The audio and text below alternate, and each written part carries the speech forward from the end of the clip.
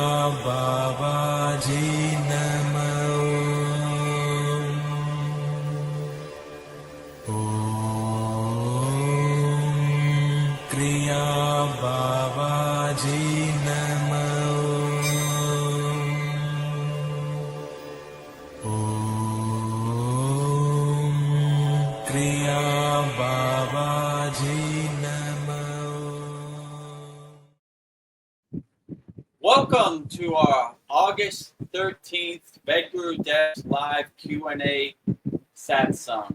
We had some technical difficulties with the streaming platform we use, which is called StreamYard. So we're 20 minutes late, but better late than never. So we'll get started with our Vedagurudev live Q&A Satsang. We are joined by our very auspicious guests, as always, Goddess Lakshmi Devi, the goddess of infinite abundance, wealth, and prosperity. And I will say her mantra 3 times. Om Shari Klim Lakshmi Narayana Biyam Namaha. Om Shari Klim Lakshmi Narayana Biyam Namaha. Om Shari Klim Lakshmi Narayana Biyam Namaha. Next to her is the highest of them all, pure consciousness himself, Adi Yogi, the first yogi, Lord Shiva. And I will say his mantra 3 times also. Om Namah Shivaya. Om Namah Shivaya. Om Namah Shivaya.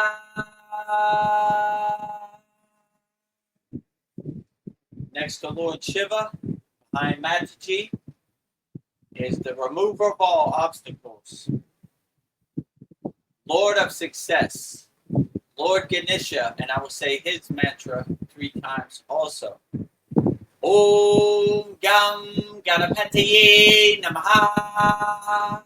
Om Gam Ganapataye Namaha.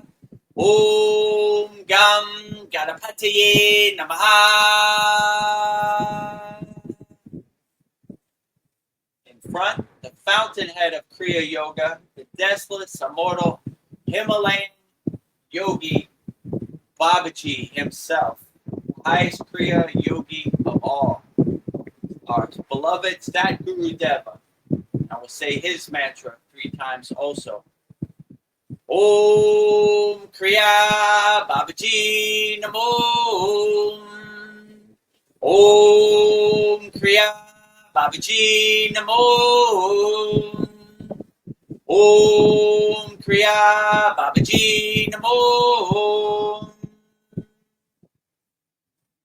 Next to Babaji, the immortal, deathless, Himalayan yogini, Mataji herself. Female Shakti Kriya Yoga energy. I will say her mantra 3 times also. Om Kriya Mataji Namo. Om Kriya Mataji Namo. Om Kriya Mataji Namo. So now that we have welcomed all our honored, auspicious guests, see all my certificates here. Let's get started with our August 13th Vedagurudev's live Q&A Satsang. So if you have any questions, put it in the YouTube chat. We'll be sure to answer it. Also, if you haven't, subscribe to @Vedagurudev YouTube channel. We have 950 subscribers. We need 50 more. So support the movement. Join our Kriya Yoga family. We have very great interactive videos too. Babaji quote every day and a Satsang Soul Talks edit every day. And we had a very great one. If you missed the last Soul Talks, my face turned into a glowing light. I can't explain it. So if you want to see it, go back and look at it. There's a 20-minute video about it. You see how it happened in real time. I was answering some questions, and my face is turned into a ball of light. So that was very great. And discover the secrets of Kriya Yoga, 100% free, no pressure, freekriyayogamasterclass.com. We have over 602 members from all around the world practicing Kriya Yoga, a very interactive, free Kriya Yoga community. So join our group. It's 100% free. We have beginner mini courses in there, get you started on the path practicing Kriya Yoga. If you're ready to go to the advanced techniques and master the supreme science of Kriya Yoga, go to kriyayogamasterclass.com. Join our very loving, interactive community, over hundreds of classes, very interactive community, live class every Saturday. So join the movement. Whichever one stays with you and feels the best to you, that is the best path. So let's get started with our August 13th Vedagurudev's live Q&A Satsang. And if you have any questions, put it in the YouTube chat because we need your questions. We're a little late, so we're not joined by our usual guests, but make the best of it. You know, it was beyond our control. It was a StreamYard problem. That's the platform we use to stream. So bear with us, but we'll still get to your questions. So if anybody's on the other YouTube, tell a friend. This is the new fixed link. So so let's get started, I guess. Well, Vedagurudev, we just have one more obstacle. Your audio is a little off. I can hear all the background sound. I don't know if there's anything you can do, or we'll just live with it. Really? All right. There's always something here. Audio. It always gets. Okay. Tell me if this is better. That sounds much better. Yeah, it connected to my Bluetooth earphones instead of my microphone. So, Lord Ganesh, remove our obstacles, please. duct taping this satsang together here. You know, it's been test after test this one, but all right. Well, does my camera look okay? And does everything else look okay? My microphone.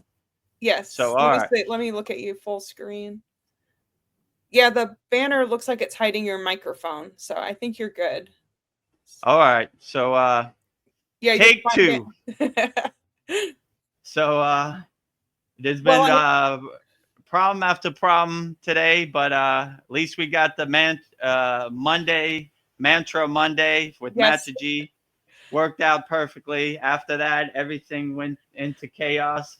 So but we're still working. So anybody who's on the YouTube chat, this is your opportunity. Usually I get some long-winded, but I need your help. So whatever question you have, put in the YouTube chat. I'll answer it wholeheartedly. And now that we got the microphone fixed, we got the StreamYard fixed, we got the camera fixed, I think we're ready to start. Yes. 20 minutes late, but we're still here. We never give up. No yogi or yogini left behind. Well, namaste, everybody. Happy to be here. Better late than never. So happy if you all want to share your questions, your ideas, anything to help us navigate this Maya delusional craziness for reality we're in. So it looks like we've got some familiar friends back here. So Nice. let's see what we got. Donnie says hello. Hi, Donnie. Namaste, my brother Donnie. Glad to have you at our live stream. He says greetings from my work. Oh, cool. Oh, great. Enjoy our August 13th live stream satsang. If you have any questions, put in the YouTube chat. We'll answer it wholeheartedly. Donnie has a great question for you. What was the most inspiring and personally moving story you have ever read or experienced on your Kriya Yoga journey? I mean, probably the most inspiring story I ever heard was in Autobiography of a Yogi, which, to make a long story short, the American guys was searching high and low the Himalayan mountains to find Babaji. And after many years and many trekking and climbing many mountains, he finally found Babaji. And Babaji said, if you're a real devotee, jump off the cliff. And without a second thought, he jumped off the cliff. And Babaji sent his devotees to retrieve his body. And when they retrieved his body, Babaji revived him and said, you're worthy. You have the right devotion to be a disciple of mine, so you could join our group. So I always, every time I hear that story, I always feel that's me. I'm an American guy, and I'm always jumping off the cliff for Babaji, no matter what he asks. So all these satsangs, all these soul talks, the Kriya Yoga School, everything was Babaji telling me to jump off the cliff. So that's probably a story I resonate with the most, because I feel that that story about Babaji is talking about me. So I'm always ever ready to jump off the cliff for Babaji. You know, I never, even on today's satsang, I never give up, because I never want to let Babaji down. We might be a couple minutes late, but we still give wholeheartedly and surrender to our commitment to Babaji. So yeah, that's probably a story I resonate probably the most. But I love all the stories, you know, like everything my gurus ever told me, everything I've read in the Yoga Sutras, the Bhagavad Gita, or the Autobiography of a Yogi. Any of these books really resonate with me. I always felt it was my calling to be a Kriya Yogi, right? So when Babaji struck me with his lightning bolt in Kathagarma, Sri Lanka, I've been, my thirst for Kriya Yoga has been undeniable. Like I've just, instead of doing less, I do more live streams, more classes, more posts, more everything. Yeah. So I just, you know, like I fell in love with Kriya Yoga the day Babaji struck me with his lightning bolt. So I love all the stories. I love all the Kriyas. I love Babaji wholeheartedly. I love Mataji wholeheartedly. I love all the ascended masters who have come before me, Yogananda, Yukteswar, Lahiri Messiah, all my teachers, my guru, everybody, anybody who practices Kriya Yoga, I love you out there. So yeah, that's what basically I would say. That's probably my best answer for that, you know. That's probably my favorite story that has inspired me and helped me on the path. So no matter what happens, or no matter how bad it looks, I surrender myself to Babaji and I jump off the cliff no matter what. I pivot, I change course, I change direction, and I try to solve the problem, you know? Crying about the problem or being depressed about the problem isn't going to help it. So this was a good example. We had a problem with the live stream and we pivot, change course. You know, let me think. I get out my chalk and I start writing on my chalkboard. 5 plus 5 is 10, and then put the 2 up here and pi, and you know, I start working out the problem, right? Your beautiful I can't let Babaji down. Like that movie, Beautiful Mind. I start writing on the window and the glass, and you know, like, all right, we got to solve this problem. We can't let Babaji down. We've come too far. You know, we've solved too many problems. So if this is another mountain I got to climb, or this is another problem I got to solve, let's get to it. So, yeah, but it's definitely been a great blessing and a great pleasure to be a Kriya yogi. And I wake up every day. Thank God I'm a Kriya yogi. Thank God.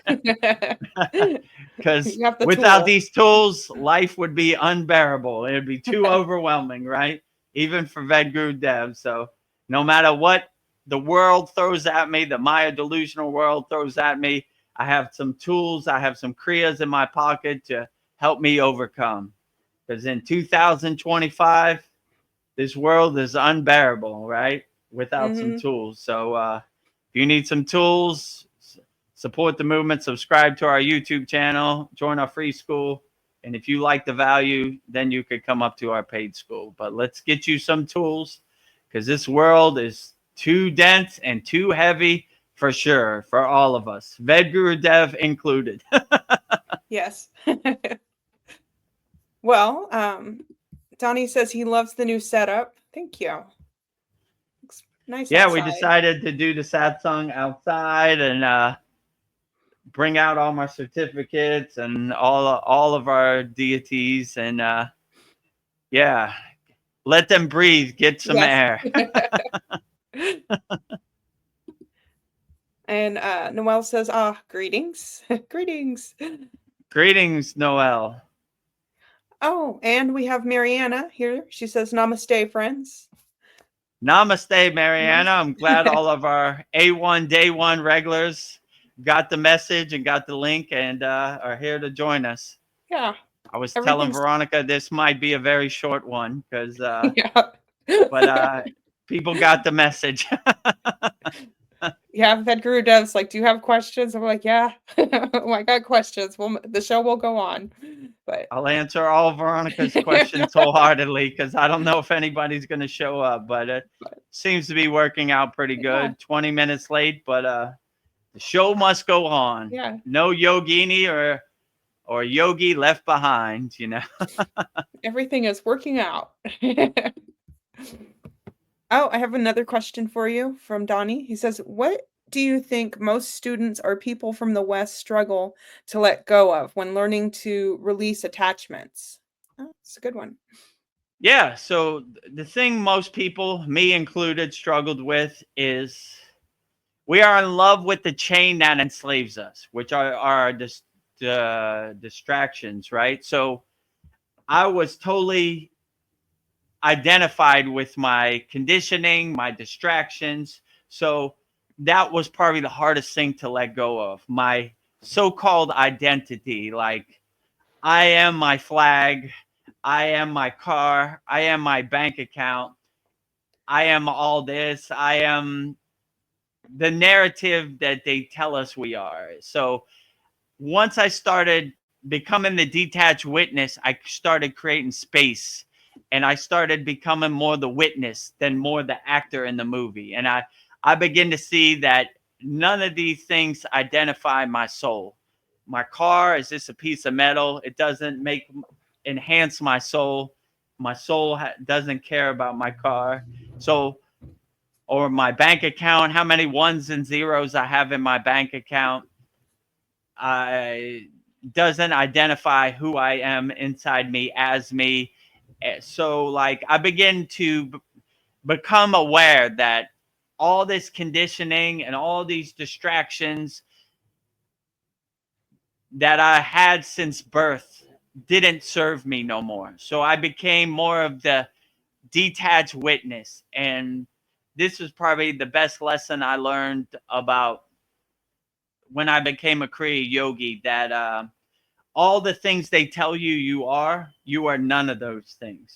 So it doesn't matter what other people say. And I became, over time, more of a fearless yogi. I didn't fear anything, right?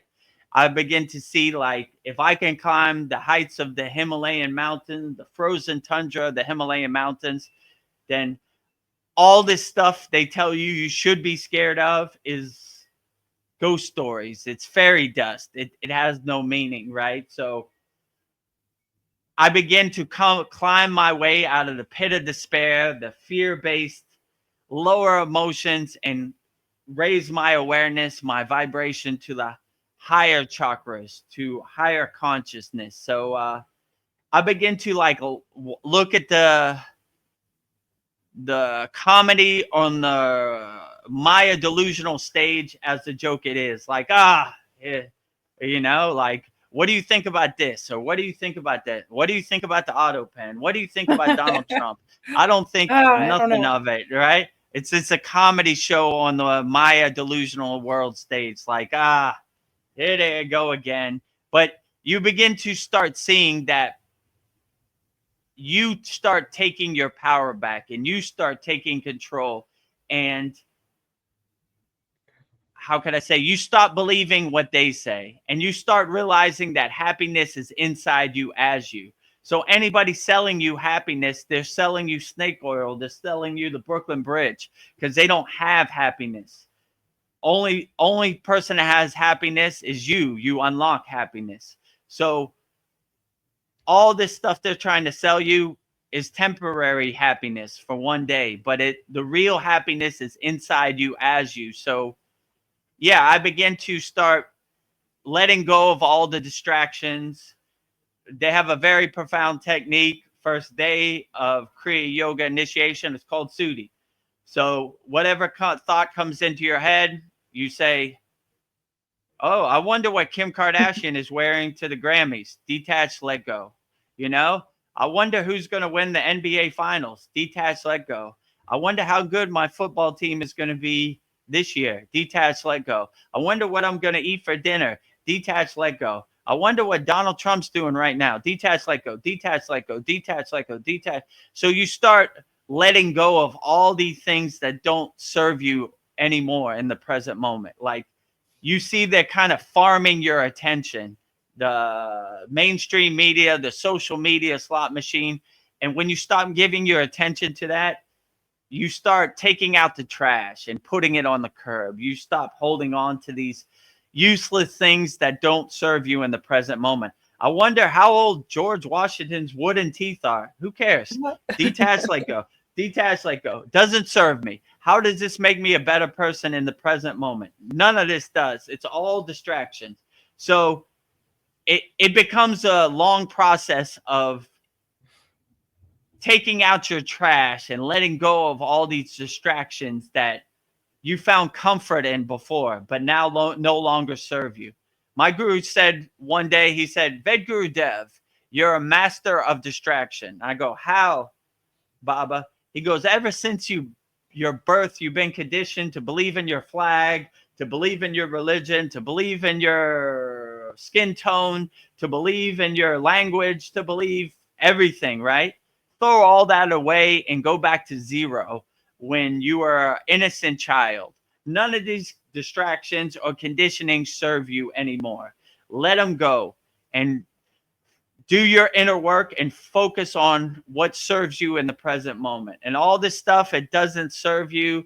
This mental clutter, this monkey mind, this mental candy out here in the world that they're trying to farm your attention, let it all go. It no longer serves you, and let it go. So this is a gradual process. It's not like a lightning process, but if you have the affirmation, how did this serve me in the present moment? It'll be a lot easier. That's what I basically told me. Oh, I wonder what Kim Kardashian's wearing to the Grammys. How does this serve me in the present moment? It doesn't. Goodbye. You know what? What is this? Liam Neeson is dating Pamela Anderson. Pamela Anderson from Baywatch. Oh my God! How does this serve me in the present moment? It doesn't. You know? Oh, they're gonna put Bill Clinton in jail. Oh my God! How does this serve me in the present moment? It doesn't. What Donald Trump ate for dinner? How does this serve me in the present moment? It doesn't. It doesn't. It doesn't. And it doesn't. Then you start focusing on what does serve you, and then you start doing your inner work. You start unblocking your chakras. You start doing your inner work, focusing on your inner work, and that's how you go through the process of deleting all these distractions or diluting them as much as possible, because there's always going to be somewhat distractions, but you don't want 100% distraction. You want 10% distraction. Like it's always like your ego, right? You're never going to be able to delete your ego 100%. It's always like Krishna says in the Bhagavad Gita, it's always hiding behind that tree over there. So once you know that the ego's always around, but you're aware of it. Most people aren't aware of it. They just do whatever. But once you get on the spiritual path, you become aware of your ego. You become aware of your distractions. And that creates enough space where you could step back from the TV and just watch from the audience, eating your popcorn like, that's a good one. Yeah. You know, Kim Kardashian wearing that to the Grammy. Pamela Anderson, you know, and Liam Neeson are dating, you know, like P. Diddy got the baby oil, whatever, you know. Yeah. There's, I mean, if you ever look at your timeline on Instagram or Facebook or YouTube, you'll be like, it's almost like a horse kicking you in the face as soon as you open it. Oh my God, they're killing me, you know? So just create some space, some distance between you and these distractions, and it'll help dissipate it. And like I said, you always use the affirmation, how does this serve me in the present moment? And you'll see that none of this serves you. It's all candy. It's all junk, you know? They're trying to sell you stuff. They're trying to farm your attention. But if you don't give it to them, you know, if you don't give your power away, they can't have your power. So Yeah. this would probably be the most profound thing I learned on the path. And you have me and Veronica, you know, we help you on the path. I answer your questions. I had to take all the bumps. I had to go the hard way, you know. There was no one really to talk to about this. So you know, we'll help shorten the time it takes, right? Yeah. By years. So, you know, whatever you questions you have, just give it to me wholeheartedly and I'll answer it. So hopefully that answered your question, Donnie. I have lots of questions from Mariana. So great. Vedagurudev, will you upload the meditations, Babaji, Eightfolds, Cosmic, and I think one more in meditations course section? I try to find all of them in the classes, but I lost them all and I can't find. It's hard. Yeah, that's a good idea. I have to, yeah, like those are meditations I have to put up. I mean, I could send you the class. Let me go look through my notes and I'll tell you which classes that are in the meantime. And probably next week I'll film those for you because I've been meaning to do that. Just live calls and I forget, you know, and we have a full schedule at our Kriya Yoga School now, 2 live streams, Yagna, you know, so yes, I got to make time to do that. But yeah, I know I promise you I would put those up. So I'll see which classes those are in, and then I'll send you the links, and sometime next week I'll film all those. So I'll add it to the classroom, and I'll send you all the links to those too. The rest of her comment was, it's hard to know which class has which meditations and the timestamp. Yeah, I know. Yeah, so I'll make a note of those what you said, and I'll send you the links for the class. I gotta go back and look at my records. Which one was it? It was the Eightfold Pranayama, Patanjali's breathing. That was one. What were the other ones? She said, but Babaji's Eightfolds, Cosmic, and I think one more in meditation course section. I know Okay. all I yeah. Cosmic expansion we did like 2 or 3 weeks ago, right? Yeah. Um, and Eightfold, Babaji. eightfold is Patanjali's pranayama breathing. And which Babaji was it? It There was doesn't a say, it just says Babaji I think meditation. I remember. I forget what that one was called, but yeah, that was a good one too. Okay, yeah. I'll send you all the links and the school DM for all these once I get off here. Always something to do. And Yeah, never Mariana, a dull moment.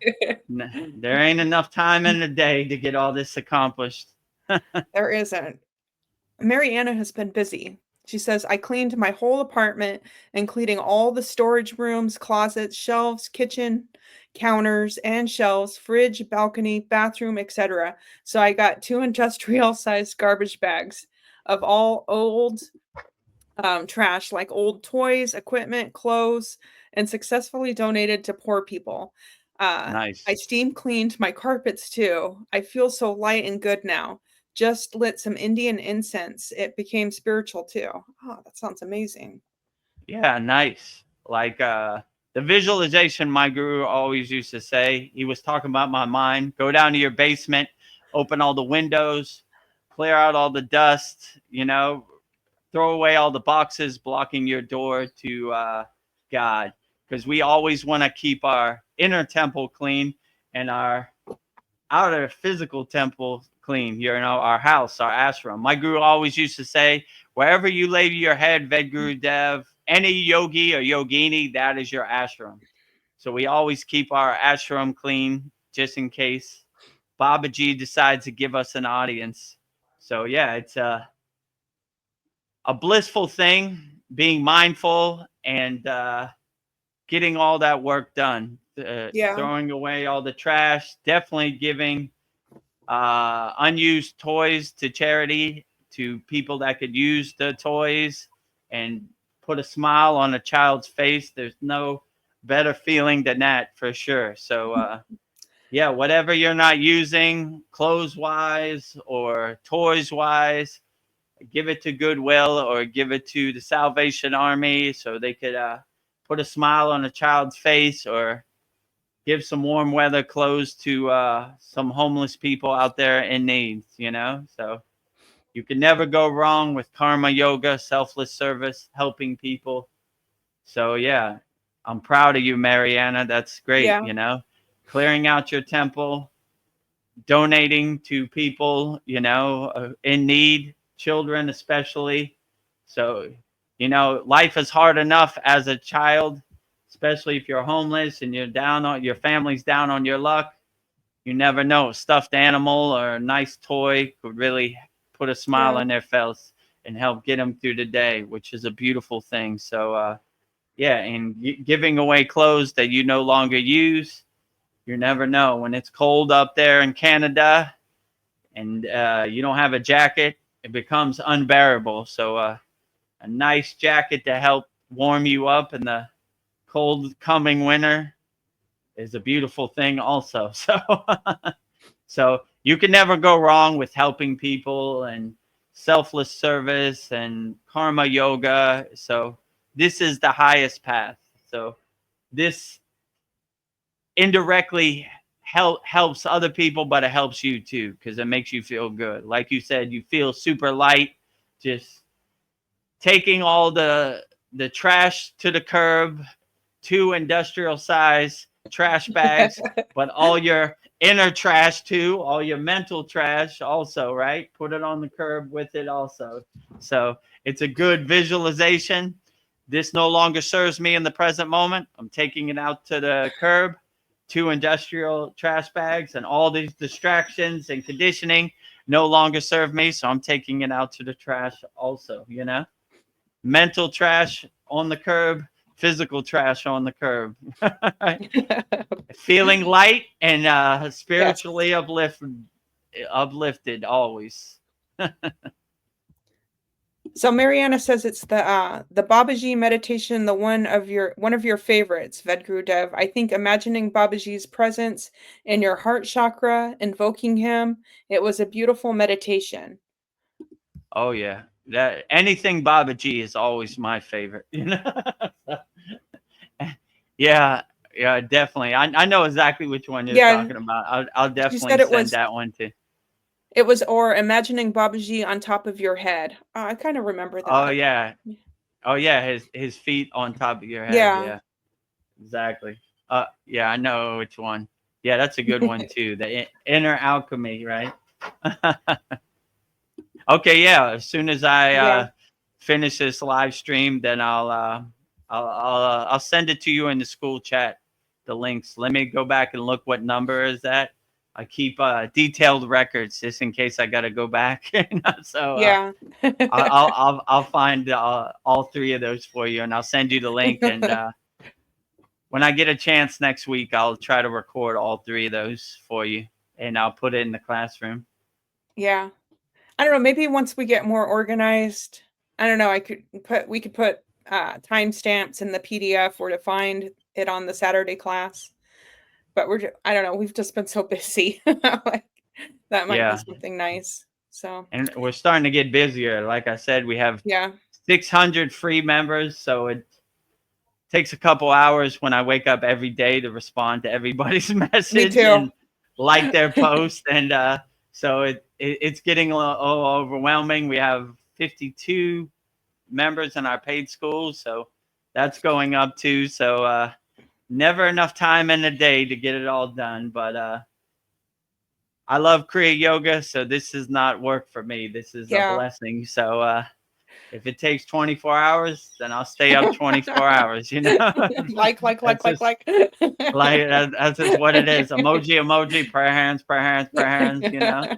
So, yeah, so we'll try to we'll get to everybody's questions as much as possible. Just bear with us. So I'm a one man gang here, so I need to be like Shiva with a bunch of hands to do a Yes. bunch of Yeah. different stuff. But we're doing the best we can with the tools we got. So if it takes a couple days, just bear with us. We're getting to it, you know. Well, Sunday night, when we got off Soul Talks, I don't know, I went to bed because my knee was killing me, and I thought, like, if I just sleep this off, I'll feel better in the morning. And then I went to work and I could barely walk, and it was just like Mm. I needed to grab a cart like as a walker, but I was like in so much pain, and I went home after 2 hours because I was just hobbling. And yeah, I was crying because I didn't know what was going on with my body. And so I ended up going to urgent care, and they did x-rays, and like one part of my knee, it's got enough space, and the other part, it's bone on bone, like rubbing against each other. And they Mm. say that I have arthritis in my knee. So now I'm just like, I made an appointment with my primary, and we're going to come up with a plan to see what's going on. But um, I don't know. I've got some pain lotion for my knee and a bandage, and I've been walking around with a cane.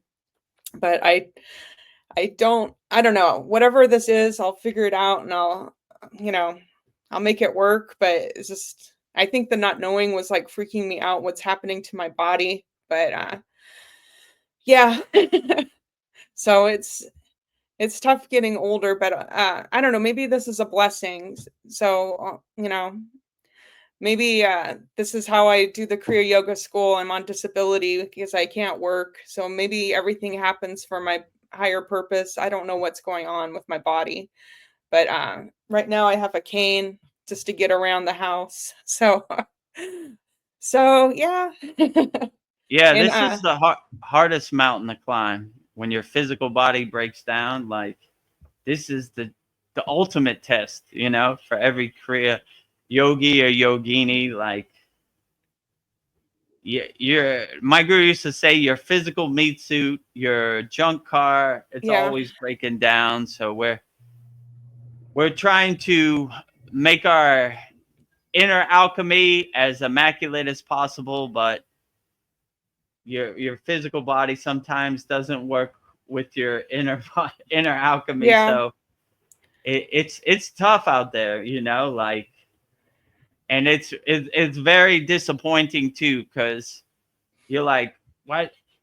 I need my body to work with me, like if you're in Yeah. a state of pain blocks the flow of prana. So you kind of got to heal your body first before you could get into a state of meditation or any of these, because it's hard to meditate when you're in pain, like Yeah. it's almost impossible. Like if you're in a state of pain, like no matter how good of a yogi or yogini you are, that monkey mind is there. Like, I can't sit like this no more. I'm in pain. So like, yeah, I understand. This is a tough mountain to climb, and when your physical body starts to break down, then yeah, it's tough to really meditate and focus inner when you're in a state of physical pain. So Yeah.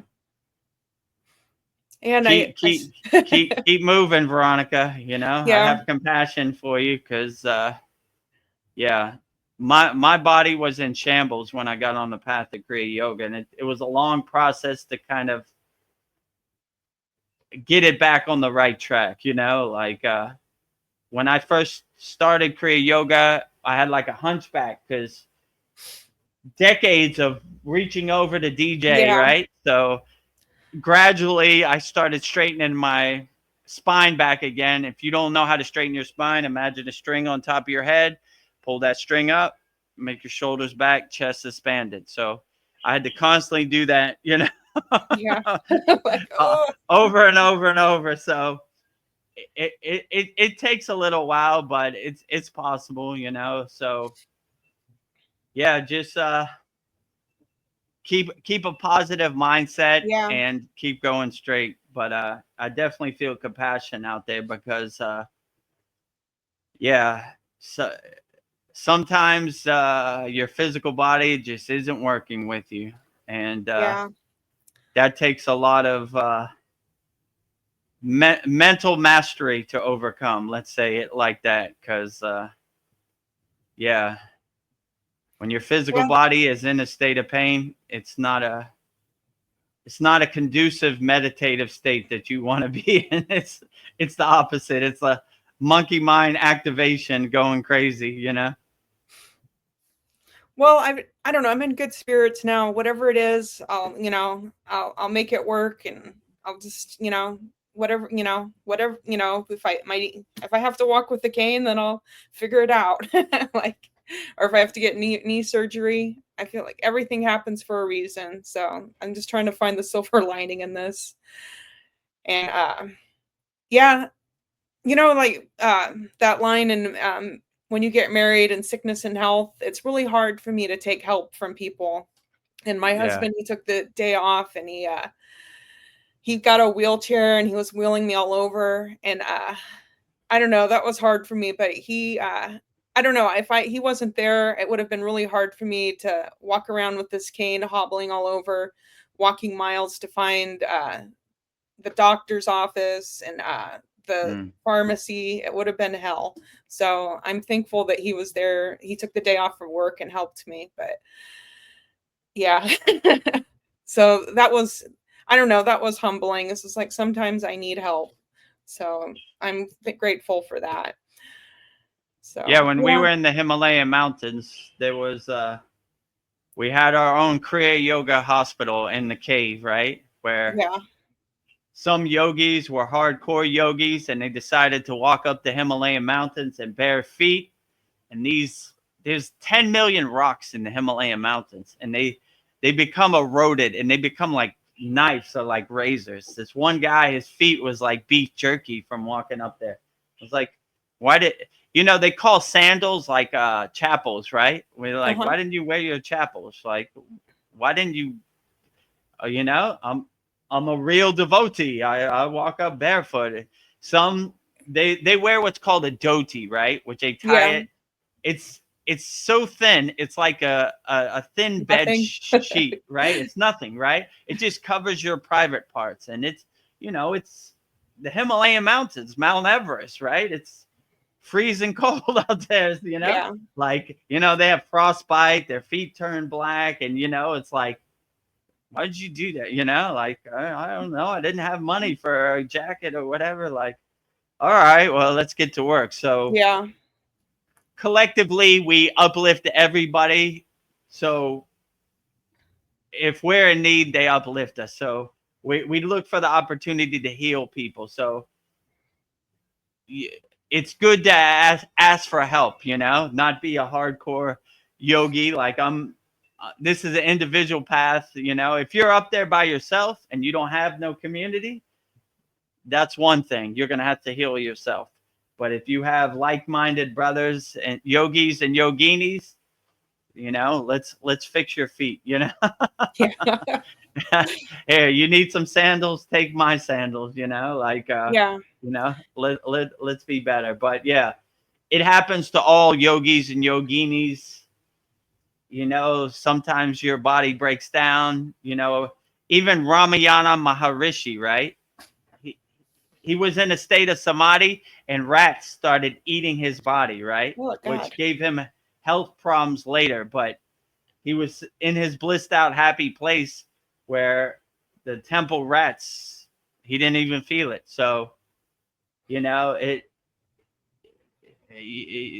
happens to the best of us. Let's say it like that. So, try to preserve your body and take care of your body. And if you go Yeah. through something, then, don't feel bad to ask for help. We all need help sometimes, Yeah. So,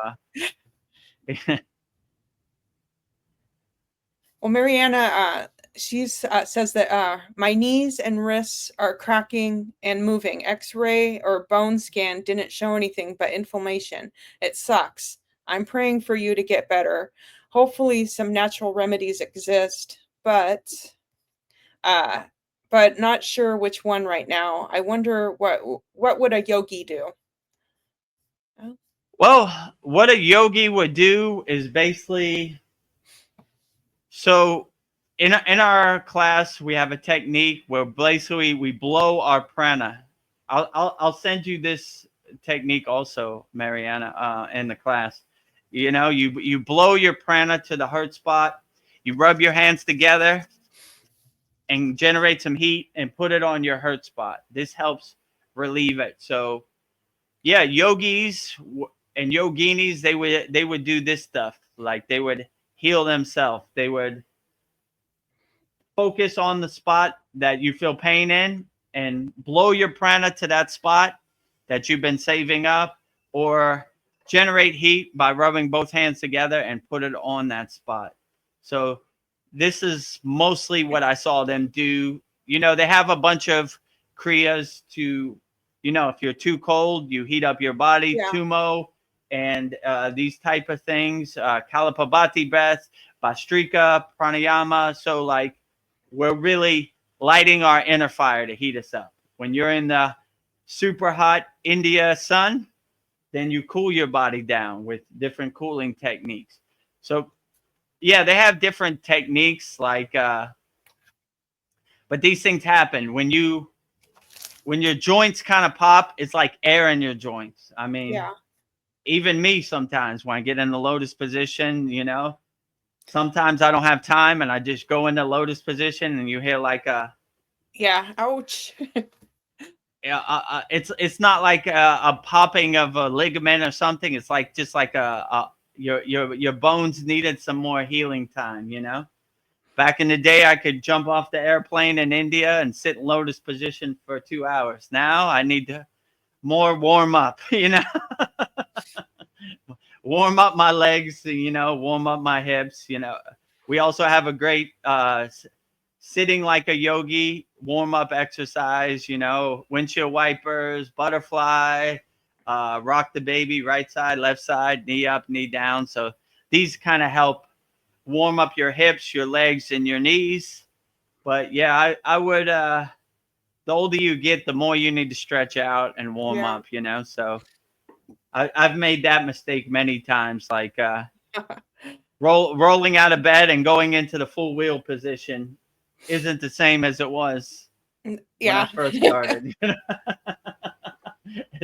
You know, snap, crackle, pop, right? Ting, ting, ting, ting. You know, you kind of feel every vertebrae in your body kind of pop. You know, so yeah, just warm up a little more the older you get. That's what I would say. You know, and yeah, just I'll also send you these healing yogi techniques, Kriya yoga kriyas that we have in our school too. Donnie has a suggestion for me. He says, look into arthritis EFT and try it for 2 weeks. See if that helps. It's complementary to the chakras. I will. I just wrote Mm, that down, so I'll look into that. Thank you. nice. Yeah, thank you for that, Donnie. Rising tides lifts all boats. So we're here to help everybody. Yeah. You know, we take input from everybody. Yeah. Also, I'm not married to any idea. I'm not going No. down with the ship. I'm flexible. I'm light on my toes. If you have any suggestions, open my mind. I have an open Yes. mind, right? So when I was in the Himalayan mountains, I took suggestions from lamas, sadhus, swamis, Buddhists. Anybody had some good suggestions or good techniques, I was all open to it. Whatever their label was or whatever their flag was, it didn't matter to me. I'm open to all suggestions, all spiritual traditions. You know, if worst comes to worst, maybe I will see a doctor one day, but I'm trying to avoid that as much as Yeah. I can. You know, if I get hit by a bus and they got to put me back together, then yeah, that's probably a doctor visit. But Yeah. inner work, I'm gonna try to heal myself as much as possible. Mariana says, I will ask my native medicine guy too. Maybe he knows of some natural remedies just as support to get better, Veronica. We will do the Dan Van Tree mantra. Thank you. Oh, yeah, nice. Yeah, that's another one. Dan Van Tree's mantra. You know, we start all of our classes, all of our yagnas with that Dan Van Tree mantra, sending healing energy to all of our, all of our Kriya Yoga School members, friends, family, loved ones, children, all of the above. Yeah, I'll also send you the Dan Van Tree mantra. Maybe Yeah. I'll record it and send it to you also, Aw. Yeah, I've been doing it over and over and I have it memorized, but I don't know. Dan Van Tree can only do so much, but I'll just keep doing it. Maybe I have to do it Yeah. thousands of times. Yeah. Tell me about it. I mean, like in my daughter's case, earlier this year, my daughter got extreme spinal surgery. So believe me, I must have said millions of mantras to Dan Van Tree. Sometimes you got to pivot and change course and change direction, right? I was trying to do everything I could to avoid the doctor and avoid surgery and screws and all this. I didn't even want to think about it, but it came to the point where the alternative was way worse than that. So, all Yeah. right, well, to clear the path for that, I'd rather heal my daughter naturally, but it just ain't happening. So sometimes you got to adjust and accept reality and keep moving. So it worked out for the best, but if I had my way, I would have healed her naturally with Dan Van Tree's mantra. God knows for years I said millions of Dan Van Tree mantras every day, Yeah. but sometimes it's not meant to be. It's some mountain you got to climb, even though it's not the mountain you want to climb, but you got to accept it and keep moving. Well, Donnie says that it's interesting you bring up pain and inflammation. I have bunions, and because of this, one of my legs is super tight and it can hurt. Yes, definitely taking care and stretching out is important. Ouch. Yeah, so if Yeah. you have problems with your legs, your feet, I would definitely do the sitting like a yogi warm up exercises. Basically, butterfly, big toes touching, big toes apart. I mean, those are windshield wipers. Windshield wipers, big toes touching, big toes apart. Butterfly, hold both feet, flap your knees up and down like a butterfly. Rock the baby, which is in that video, and knee up, knee down. But yeah, your physical body, that's probably the biggest obstacle, the biggest hurdle you got to cross being a Kriya yogi, right? Like, your body just doesn't want to work with you, especially in the Western world. Like, it's just broken down, right? Like my Yeah. guru says, your junk car just doesn't want to start today. Dang, Yeah. Oh, it needs more Why? oil. Why, Baba G? Why? Come on, I gotta go to work. Why? So yeah, yeah. So you the best way I found to kind of overcome these physical hurdles is this. All right, it's not to my liking, but it's the mountain I'm gonna have to climb today. Like getting depressed or sad about it isn't really gonna solve any problems. Let's figure out how to solve the problems. Like this live stream didn't want to work with me today. I sent it to all of our members. I posted nice thumbnails. Didn't want to work. All right, scrap it. Go back to the drawing board. Get out my my pencil and my beautiful mind and start writing on the window. Right, like E times 5, 6, and pi, and the universe. So you start trying to solve problems. Right? Yeah.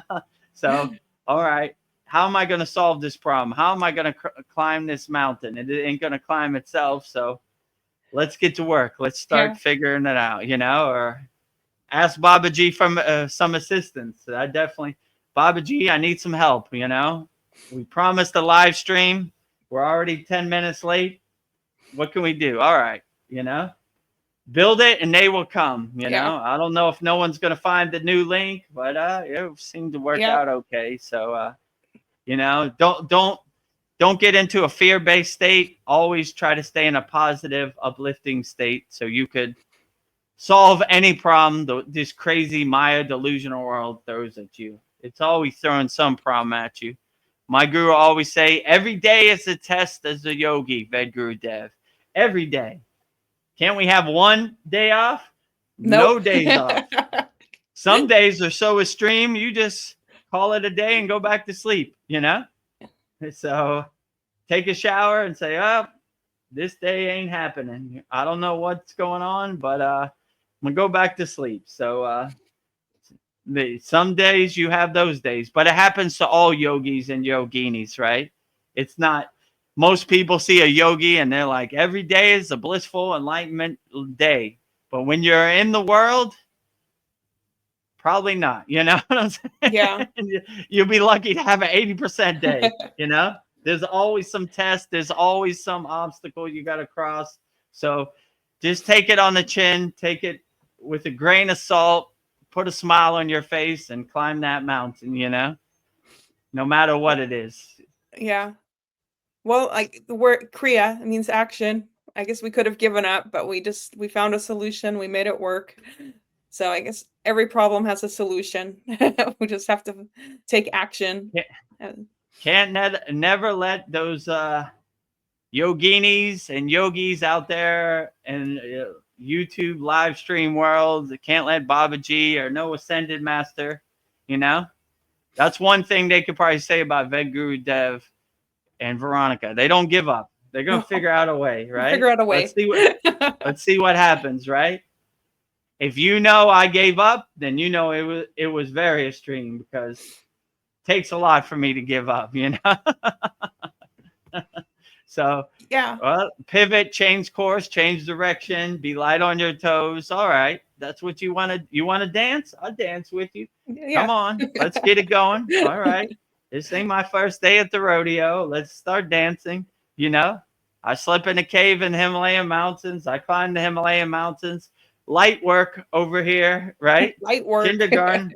All right. It's going to be a headache to do change all the links and everything, but I was born at night, but not last night. So I'll get to work no matter what. Right.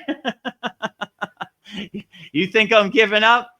Try again. Never give up, right? Yeah. No yogi or yogini ever left behind, you know? Yeah, even though we were late, we have more people than we usually do on YouTube, so maybe this worked out to our advantage. So, yeah. Better late than never. Yeah, maybe it's better to have a surprise Yeah. live stream than announce it and Like, yeah. bells and whistles. Yeah, give people time, whatever evildoers are out there, time to sabotage us. No way. Right. Yeah. Well, sneak in here. Donnie, he says, yes, a well-oiled machine is my goal over surgical intervention. Someone had mentioned looking into a low histamine diet to avoid extra inflammation and discomfort. Oh, that's interesting. Histamine diet. Yeah, like whoever's going through some physical problems, going through some mental problems, I would just test everything, right? And I Yeah. would see, I wouldn't listen to anybody about your body, I would test what works for you, right? So I would say, all right, let me test another Try diet. it. Okay, that didn't really work. Let me try something else. But I would just go through everything and see what really works for you. Because in my opinion, most doctors are kind of guessing anyway. So they don't really know how you feel inside your body. So I would test everything. That's why I like when they say the supreme science of Kriya Yoga. We test it, we observe it, we experience it, so we know it, right? So you know your body better than anybody. And I would just say, test what works best for your body, right? And what uplifts you. When I started on the path of Kriya Yoga, I wanted to learn all the Kriyas. And I basically tested them and I said, these ones really work for me, putting them in my pocket, put them in my toolbox. These ones don't work for me. Maybe they work for other yogis, but they don't really uplift me. So Yeah. putting them on the side, right? Putting those on pause. But really find what works for you and uplifts you and makes you feel the best. And that's probably the best because, a lot of people out here are going to try to say this works best for your body. This is what you should do. But really the person who has the best discernment and discrimination is you, right? You are the best healer of your body. You are the best knower of your body. So don't let other people's science become your science. Use your science and what makes you feel the best. That's probably the best way and relieves your pain and helps you the best. That's what I would say. So just because somebody wears a white coat doesn't mean they know how you feel inside your body. You know how you feel in your body and use your own discrimination and discernment to see what works for you. That is probably the best way to heal yourself. So try it all, test it and observe it. And what makes you feel the best, that is probably the best thing to do for your body. I don't know. Donnie says I'm not saying that. So where did we go wrong? So his comment was, yes, a well-oiled machine is my... Oh, wait, here we... No, well, it is my girlfriend together. We are the dragon. Oh, okay. Okay, there's two Yeah, two when you Donnies. have a twin flame, you have one fire and she has another fire and you become together, it's a super fire. So you turn into a super dragon, Yeah. not a small dragon, a super dragon. And sometimes, in my case, this happened to me a lot. I'm a man, so I'm too attached to the masculine. And it's hard for a man to become accepting a more female energy or Shakti, so it's good to have the balance of the Shakti, right? Instead of too much masculine, not enough feminine. You want the Ida and the Pingala. You want the masculine and the feminine. You want the Shiva and the Shakti. So it's always the good to have some real pure Shakti feminine energy to balance you out. because I definitely needed that. I had all mantra diksha for all, all male deities, Shiva, Krishna, Ganesha. My guru said, no balance in that. You need Yeah. feminine, and that's when I got Lakshmi and Saraswati and Kali, balance it out, right? We started a new thing this week. The first one is up. It's called Mantra Monday. So I do one mala, 108 Raksha beads of a mantra, right? So this one was Babaji. We just filmed before this class. Mataji. So we're balancing it, right? Male, female, male, female, male, female. So that's how we're going to go back and forth to have that balance.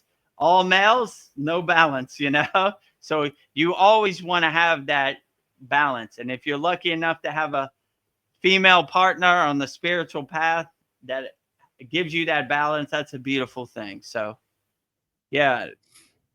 Not a small dragon, a big dragon. Yes. Not a small fire, a big fire, right? Super fire, right? One fire, another fire. Yeah. Together merges one super fire. One dragon, another dragon, merged together, big dragon, I used to watch this cartoon when I was younger. It's called Voltron, right? It was like Voltron Activate. So it was all the robots coming together to create a big robot, who will always beat the Godzilla, the dragon, whatever it was, the monster. So, if you could, if you can have strength in numbers, then you always win the fight, Yes. Oh, Mariana. Mariana says, I know I overstretched my wrists at the gym back in 2019 doing the full wheel pose. They started cracking and moving out of place after that. Oh man. Yeah, that definitely happens. I can relate. The full wheel pose. The problem with the full wheel pose is once you go up, you're locked into that, right? So if your wrists are a little off center, like not balanced, or your feet, yeah, that can happen. I've twisted my wrist many a times in the full wheel pose, so I know exactly what you're talking about. So it's important. I learned this the hard way before you go up into the full wheel pose to make sure you have all your weight distributed evenly, right? So if your foot's a little off, and Vedagurudev try to be a yogic superhero, so he's like, I'm going to ride this out, then you come down, you're like, ooh, man, got my wrist, got my ankle, like, I held that too long, especially like when you're in the presence of your guru and he's like watching you, you're like, you okay, Vedagurudev? Yes. Then you come down and you're like, oh man, I held that way too long, like I didn't have my wrist in the proper position. So yeah, it happens. But I would say if you do the full wheel pose, just make sure you're aligned, right? Make sure your weight is equally balanced, because I know from experience, just having your wrist a little off, yeah, it can put you out the game for a couple days, I remember there's one asana we have. It's like the kneeling pose of firmness, Supta Vajra Asana, right? And for whatever reason, my Achilles were super tender, right? And what I like about this asana, I call it a time bomb, right? So when you do the asana, you're like, no problem. I relaxed in the ease with this. Next day, you wake up, you try to walk down the stairs, you're walking down sideways, like, ooh, man, my calves, that I held that way too long. So some of these asanas, you don't feel it in the moment, but the next day you feel it. So take it easy, like, don't be like Vedagurudev, like, oh, I could sit in here all day. Wrong. Wrong. Next day you're out of commission, right? You got to walk down the stairs backwards, like, oh. So yeah, just take it.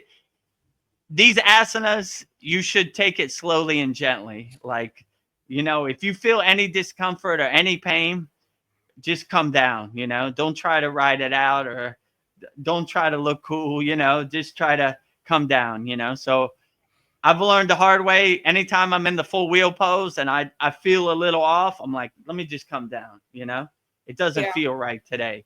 Or some days you feel really right. You're breathing into your spine and it just feels a blissful process. But yeah, I wouldn't overdo it. I would listen to your body. Your body's the best teacher that your body would tell you, right? Like, all right, you'll feel like a click. Or if you start feeling pops in your joints from doing any asana, just come down, right? Like it's like your body giving you like a warning signal, like, all right, enough of that, Today, I've had some days where I wanted to do the full wheel pose and it just wasn't happening. I can't explain it, So some days you got to say, oh, I guess it's not meant to be today. I'm not going to force it. I'm not going to hurt myself. I'm going to just let it flow, Yeah. And any of these kriyas, any of these yogic practices, any sadhana should be a blissful, relaxed, comfortable process, right? If you feel pain in anything, like I always say in the class, just come down, right? Because pain is blocking the flow of prana. So you always want to be in a comfortable, relaxed state. That's how you go super deep into meditation or super deep into your asana practice, just by relaxing into it. So anytime you start feeling any pain or discomfort, or you start hearing your bones pop, I would just come out of it, you don't want to force it. You want to feel the bliss in doing the asanas. So, yeah, but I definitely understand where you're coming from, Mariana, because I've definitely had that experience multiple times, Yeah. And sometimes I go into samadhi and I'm sitting in the lotus position, full lotus. Like that one day I happened to go into samadhi for 5 days, right? And my legs were totally gone, right? Like I couldn't stand up at all. They were gone, right? I had to do everything in my power for 2 days to bring back blood and life to my legs. They were gone, right? Yeah, so I was totally gone after a 5 day samadhi, Yeah. no eating, no drinking, just gone, but it was worth it. My legs came back eventually, a lot of windshield wipers, a lot of butterfly, a lot of rock the baby, right and left side, knee up, knee down all day. That was probably my sadhana for the next 2 days. But yeah, so just listen to your body, don't try to be a yogic superhero. If you feel any pain or discomfort or hear any pops or anything, just come out, that would be my best advice, and I've learned the hard way because I've been, I've injured myself by trying to be a yogic superhero. And I came to the realization when I do my asanas, no one's watching anyway. So who am I really proving anything to? Nobody, right? I'm just hurting myself for no reason, So if you're not trying to impress anybody or, your friends, it doesn't make no sense anyway. Just come out. No one's watching or paying attention anyway. Oh, well, Mariana says, I don't tan usually. I am so white, and then I get red, then white again. Haha. Redheads don't have a good skin. Yeah, me too. I'm pretty pale. I'm pretty white too. Going out, like when I do the soul talks on the Thailand beach, I kind of got to shade the top of my head. The first one, I burned the top of my head. I don't have too much blockages of hair up here. Yeah. So I don't have a lot of hair anyway. So yeah. So yeah, some people who are fair skinned or pale skinned, the sun is their enemy, right? Or you don't want to stay out there too long, because me, like Mariana, I'll be red lobster, right?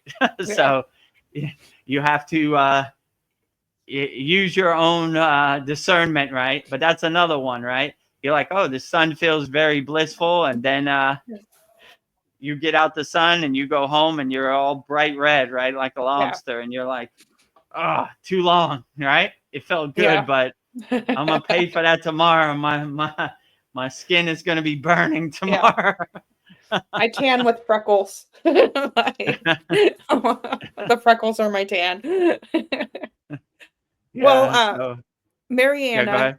Noella M, not Donnie, Noella. Like, she says that natural red hair is very rare. It's one of those things people pay money to have. So I would say work with what you are given and see the beauty in it. Oh, that's really nice. Yeah, that's a very profound statement, Noella. Yeah, I definitely would say play with the cards you're dealt, right? Enjoy who you are. You know, I see a lot of people in Thailand, they change their hair color, right? Be happy with who you are. This is a lesson I give to my daughter also, right?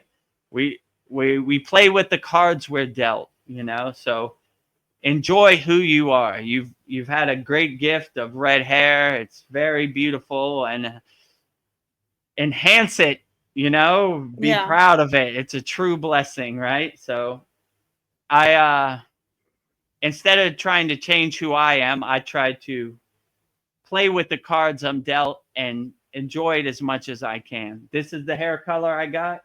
It's Yeah. outstanding. Thank you, God. True Thank blessing, you. right? This is the body shape I got. Thank you, God. It's true blessing. You know, this is the Kriya yogic life I have. Thank you, God. It's a true blessing. So we are grateful for what we got, not what we don't got. So be happy for what you got, not what you don't got. And yeah, we all have a blissful, outstanding radio antenna, satellite dish, an ashram transmuting the God's signal. So I would say your soul is immaculate. Your soul is untainted, untouched. So everybody's soul is the most beautiful, outstanding thing. You know, I wouldn't change a thing if I had to do it over, right? I Yeah. enjoy who I am, and I have self-love for who I am. My hair color is the best. My nose is the best. My face is the best. My body type is the best. You know, I'm happy with the blessings that God has given me, you know, and I work with the cards I'm dealt, you know, so play with the cards you're dealt. You have a very beautiful hair tone, a very beautiful skin tone, Mariana. Keep up the good work, right? I just heard a beautiful quote that goes with what we're talking about, and it goes, love the thing most you wish had not happened. What if there Mm. are no punishments, but they are actually gifts of God? Be grateful for everything. It's a gift to just exist. So yeah, be grateful Yeah. for everything. My guru always used to say that, especially about the asanas. He used to say, love the asana you hate the most like you love it the most. So you you don't create no barriers or no restrictions for yourself. You love everything in a state of what they call in yoga equanimity, right? We don't see the good or bad. We don't see the pain or joy, the pleasure or the disappointment in anything. We love even the thing that's so-called the most testing as the least testing. So that's kind of a yogic trick. You know, we have the obstacle, we have the opposition, we change it, right? So oh, you think I hate the full wheel pose? I love it the most. Let's Yeah. do it, you know. And it becomes more of a blissful experience when you see it like that. So yeah, I agree with you. Even things that are so-called not to your liking, make them to your liking, and always try to live in a state of equanimity. Like there's no good or bad, there's no right or wrong, there's no right or wrong way to do any asana. We love them all equally. So that's really helped me also, because when I changed my mindset and my perception of that, it kind of dissipated the so-called dread of waking up on full wheel day, you know, like, Yeah. oh, today is full I wheel love it. day. And I skip it. If you jump out of bed like, woo, full wheel day, Outstanding. I've been waiting for this, right? So, you know, you kind of jump out of bed, you know, with a big smile on your face. So approach even the worst things like the best things. That would be a good way to live in equanimity, right? Like, don't create mental barriers for yourself, you know. Embrace everything wholeheartedly, even the most so-called bad things, you know, Yeah. which They're a good takes thing. some inner mastery, but it's possible, you know. Mariana says, thank you to Noella, but I was bullied all my life because of my freckles and red hair.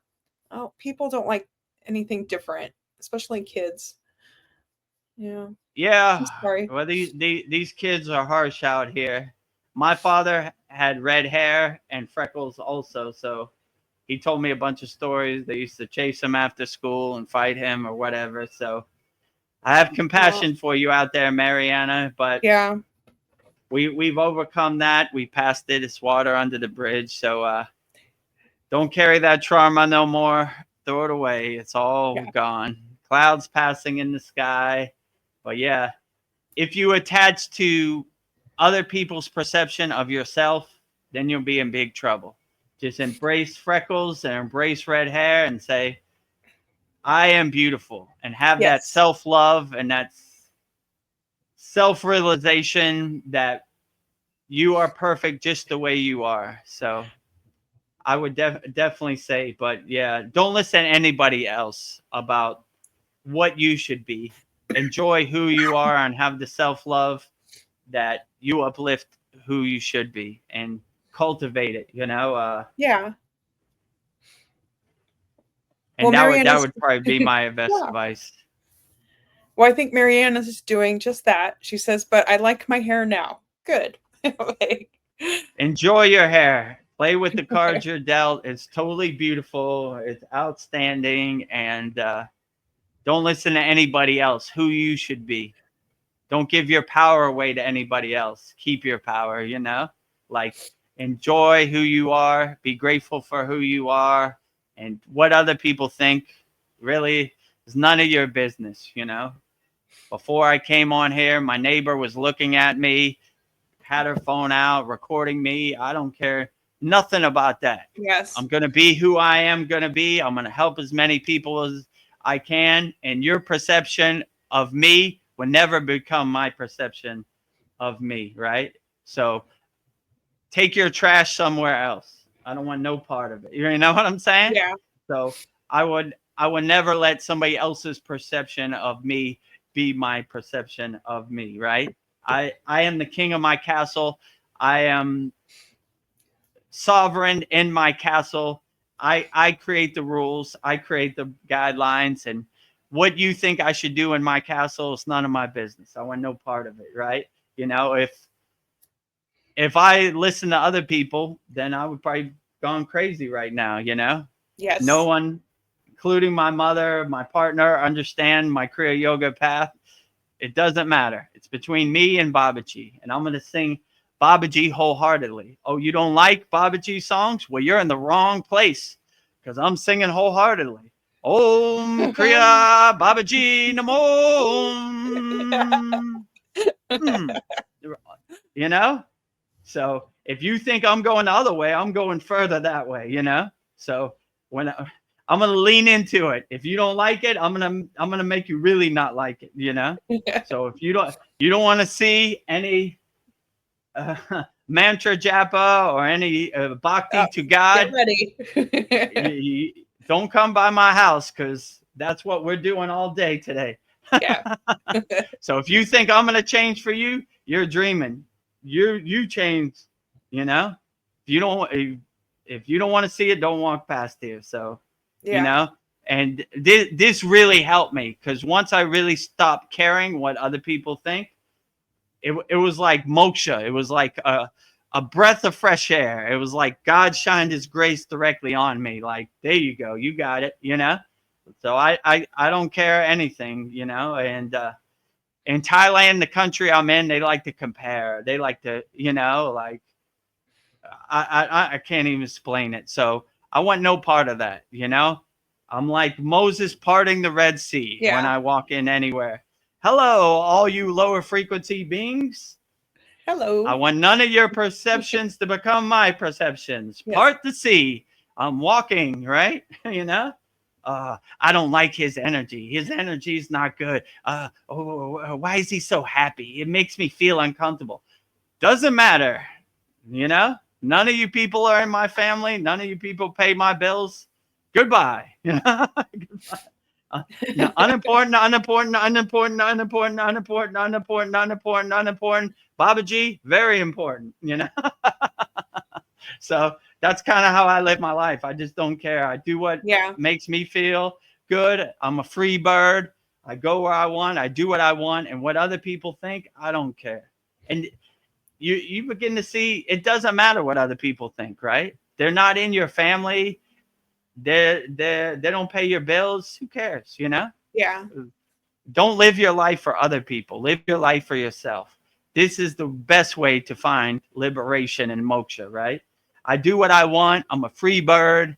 I don't want to be in your cage. I don't want your ghost story to become my ghost story. I don't want your narrative to become my narrative. I don't want your football team to become my football team. I don't want your God to become my God. I don't want none of this part, you know? Like Paul said something I thought was great. Have a God of your own choosing.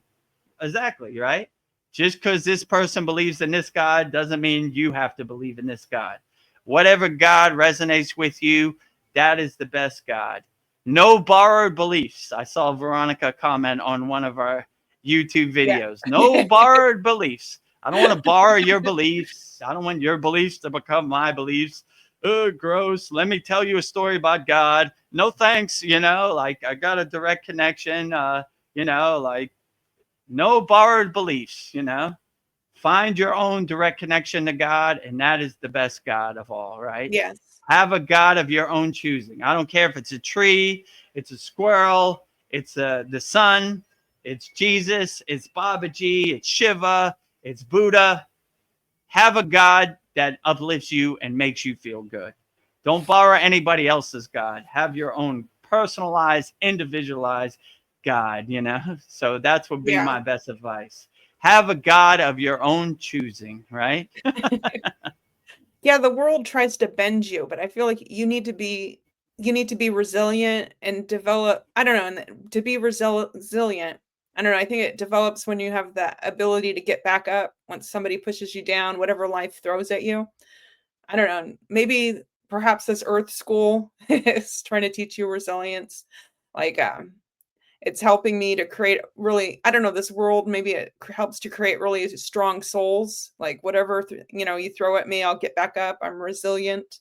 Like we're all lumps of coal and I just keep getting back up because I'm resilient. And I don't know, become, maybe that's the goal, to become like shining diamonds, like just to take all that heat and I don't know, take this lump of coal and become like take with all that heat, I'll become a diamond. But I feel like you gotta be resilient because life will knock you down. Like, Yeah, so yeah. definitely. Like whatever life throws at you, just be ready to dance. Yeah. My guru used to say, we stay ready so we don't have to get ready. So Yeah. whatever this crazy Maya delusional chaotic world throws at you, you're always ready and willing and able to dance. Let's go. Yeah, let's go. That's what you got today. I got you. Okay. Some mountains are higher than other mountains, but my guru used to say peaks and valleys, Vedagurudev, peaks and valleys. I remember when I went up the Himalayan mountains, I was like, whew, we made it. We're here. Him and the other yogis looked at me like, this guy thinks Um, we're here. They were like, 20 kilometers that way, you know? And I was like, oh boy, I better get ready. He was like, yeah, peaks and valleys. We go up a yeah. mountain, we have some valleys, some things we don't appreciate, but we go back up the mountain. Peaks and valleys. Yeah. The balance, you know, like peaks and Sorry to valleys. burst your Every bubble. day can't be grace. You got to have some bad to balance it out, you know? So peaks and valleys, Vedagurudev, peaks and valleys, right? You know, so I learned quickly that just when you think you made it, you got another 20 kilometers to go, right? up some steep mountains, some 10 million rocks, some freezing cold. But long as you have the right discernment and the right mindset to enjoy it, it'll be a lot more blissful. I have the right mindset to enjoy it. So Yeah. I enjoyed the waterfalls. I enjoyed the cold wind on my face, and I embraced it instead of saying, I'm freezing my butt off up here, or I'm turning into a popsicle. I said, ooh, that felt good. That was Yeah, it's glorious. Thank you amazing. for that, Babaji. You know, I posted a picture in our, I guess it was our last week's class, where I had the waterfall from the Himalayan mountains was going onto my hand. So yeah, the snow-capped mountains, they start to melt, and they have beautiful waterfalls coming off the mountain, and the water is super pure, the prana is super pure, the shakti is super pure. So it's a beautiful, blissful experience with yeah, if you have the right mindset, you could overcome anything, no matter what. So we are action yogis. We are Kriya Yes. yogis. We don't talk about Kriya yoga. We do Kriya yoga. So we solve problems. We get to work, no matter how tall the mountain is, no matter what the obstacle, the resistance is. We get to work. So we take it on the chin, like, okay, that's what you got for me today. I'm ready and willing. Let's get to work. All right. The StreamYard live stream isn't working with me today. All right. Pivot, change course, change direction, get out my chalkboard and start writing the equation, solving problems, right? Yeah. We look for the opportunity to solve problems. So, yeah, if you want to solve problems, we have all the information on the screen. So subscribe to our YouTube channel. Join over 600 like-minded Kriya yogis and yoginis from around the world. Go to freekriyayogamasterclass.com. Once you join our group, they got a cool feature on SKOOL. It's called Map. You click on the map and you can see pin locations from all the people around the world, which is cool. So we have Kriya yogis and yoginis from all around the world. And if you like the value that we give in our free school and you want to join us here at the Kriya Yoga Masterclass, master the supreme science of Kriya Yoga, go to kriyayogamasterclass.com. Yes. But I'll let you pick which one works best for you. So if you have any questions, put them in the YouTube chat and we'll get right to it.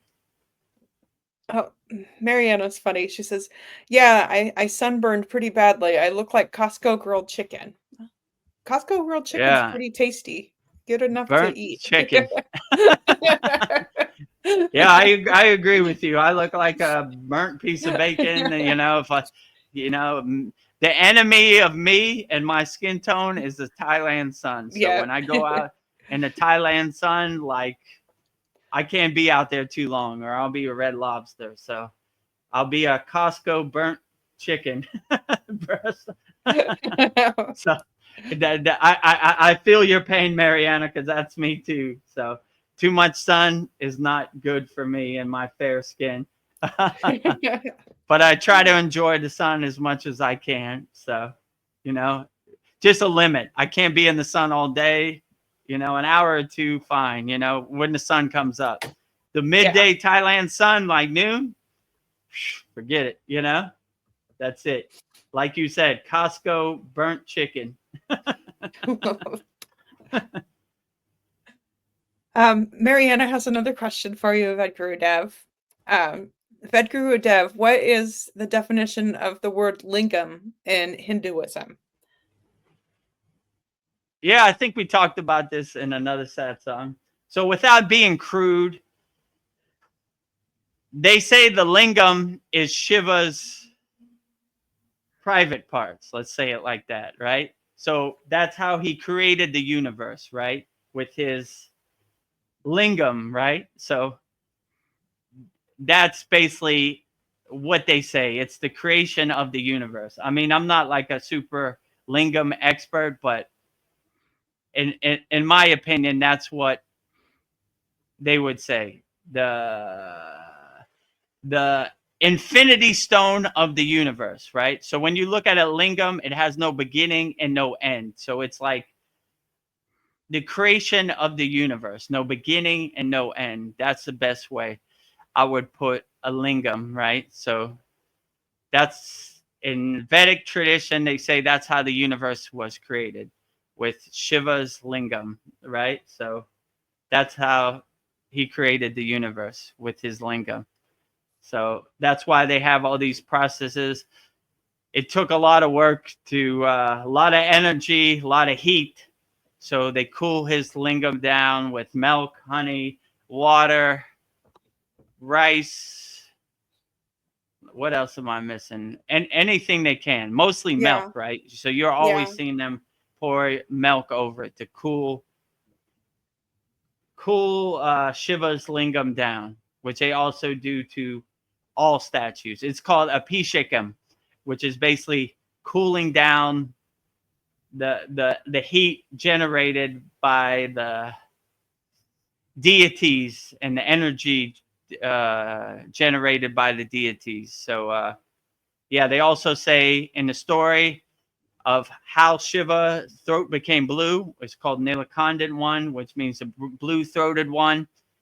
The demons in the ocean, they were trying to take over the world or poison the world. No one could do anything but Shiva.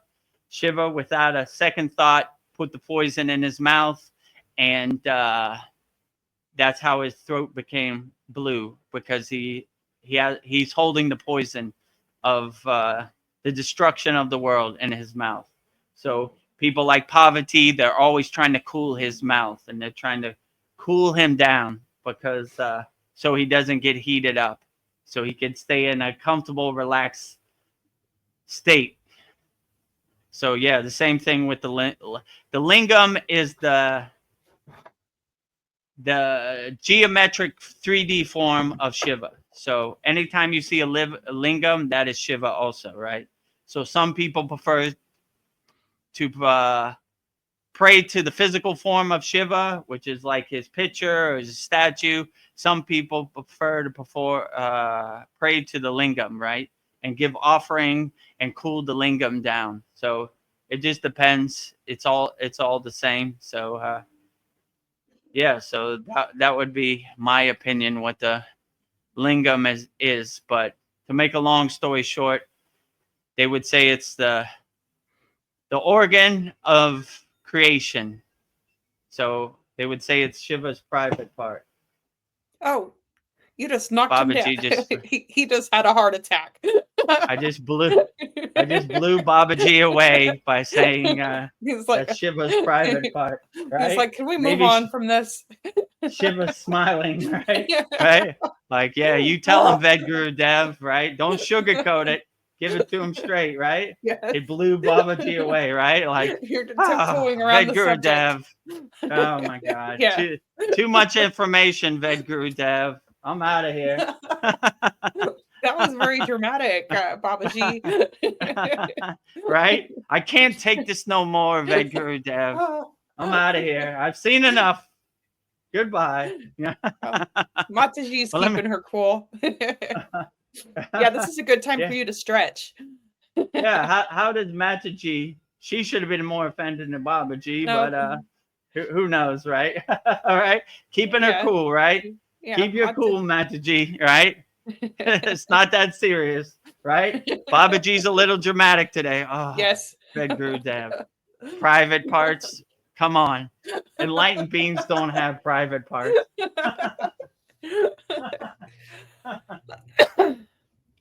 Let's give Vedagurudev a good chance to stretch. We've been going on for an hour and 38 minutes. So. Okay. There you go, Babaji. You're good? Yes.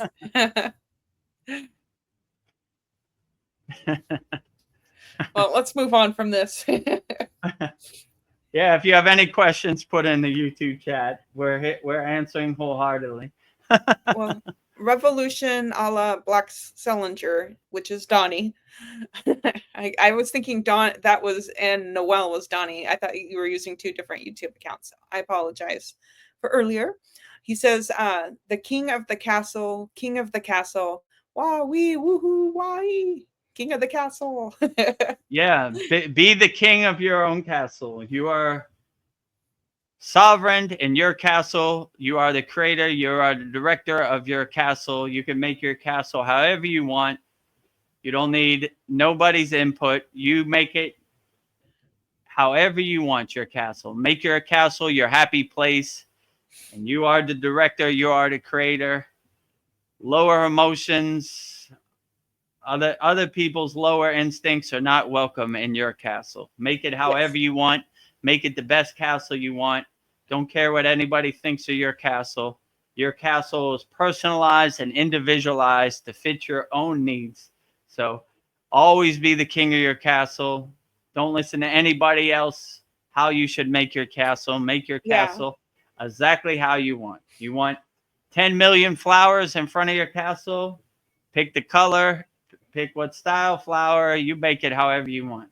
You want a lake in front of your castle. Make the lake as big as you want, wide as you want, deep as you want, however you want. You can make it however you want. You are the director of your own movie. You make your movie however you feel. So whatever uplifts you and makes you feel good, always take that into your happy place and make it however you want. You are the king of your castle. Woohoo! I am the queen of my castle. You are the queen of your castle. Woohoo! You know? If you want to, if you're female and you want to be the queen of your castle, outstanding. I agree wholeheartedly. If you're a man and you want to be the king of your castle, I agree with you 100%. You are the creator, however you want to be. If you want to be an alien in your castle, you could be an alien. You could be a Godzilla. You could be a Himalayan Yeti. You are the creator of your castle. Whatever form you want, that is the form, and it's best in your castle. You create your castle however you want. Woohoo! Liberation. Nobody else's thoughts become my thoughts. I am liberated. I am a free bird. I create my castle however I want with no restrictions. Well, Noella M, she says, focus, Donnie-san, LOL. Yes, we just got excited. Focus, Donnie-san. Focus on making your castle as best as you want. Well, Mariana has an important question. Where's our conspiracy theorist, Paul, today? LOL. Yeah, where are you, Paul? I think we lost Paul because we changed the StreamYard link because our StreamYard link was corrupted. So he's probably on the other link and thinks we're all there right now. So we lost Paul because of our technical difficulties with StreamYard. But if you watch it back, Paul, later, we still need your conspiracies. Yeah. You know, I saw, I follow Billy Carson because Chad interviewed him many times, and he had a lot of videos on the Boogosphere lately. So I thought that was, you know, so yeah, so Boogosphere, Billy Carson Boogosphere. Yeah, I was watching a Billy Carson video today too. It was about don't share your dreams with people, like especially family, because they usually, you know, if they're not at the same level of you, they'll try to squash your dreams. They'll be like, that won't work, or that's crazy. Because I don't know, like it's hard. You know who really supports you when they really support your dreams. You kind of have to like keep your dreams tight.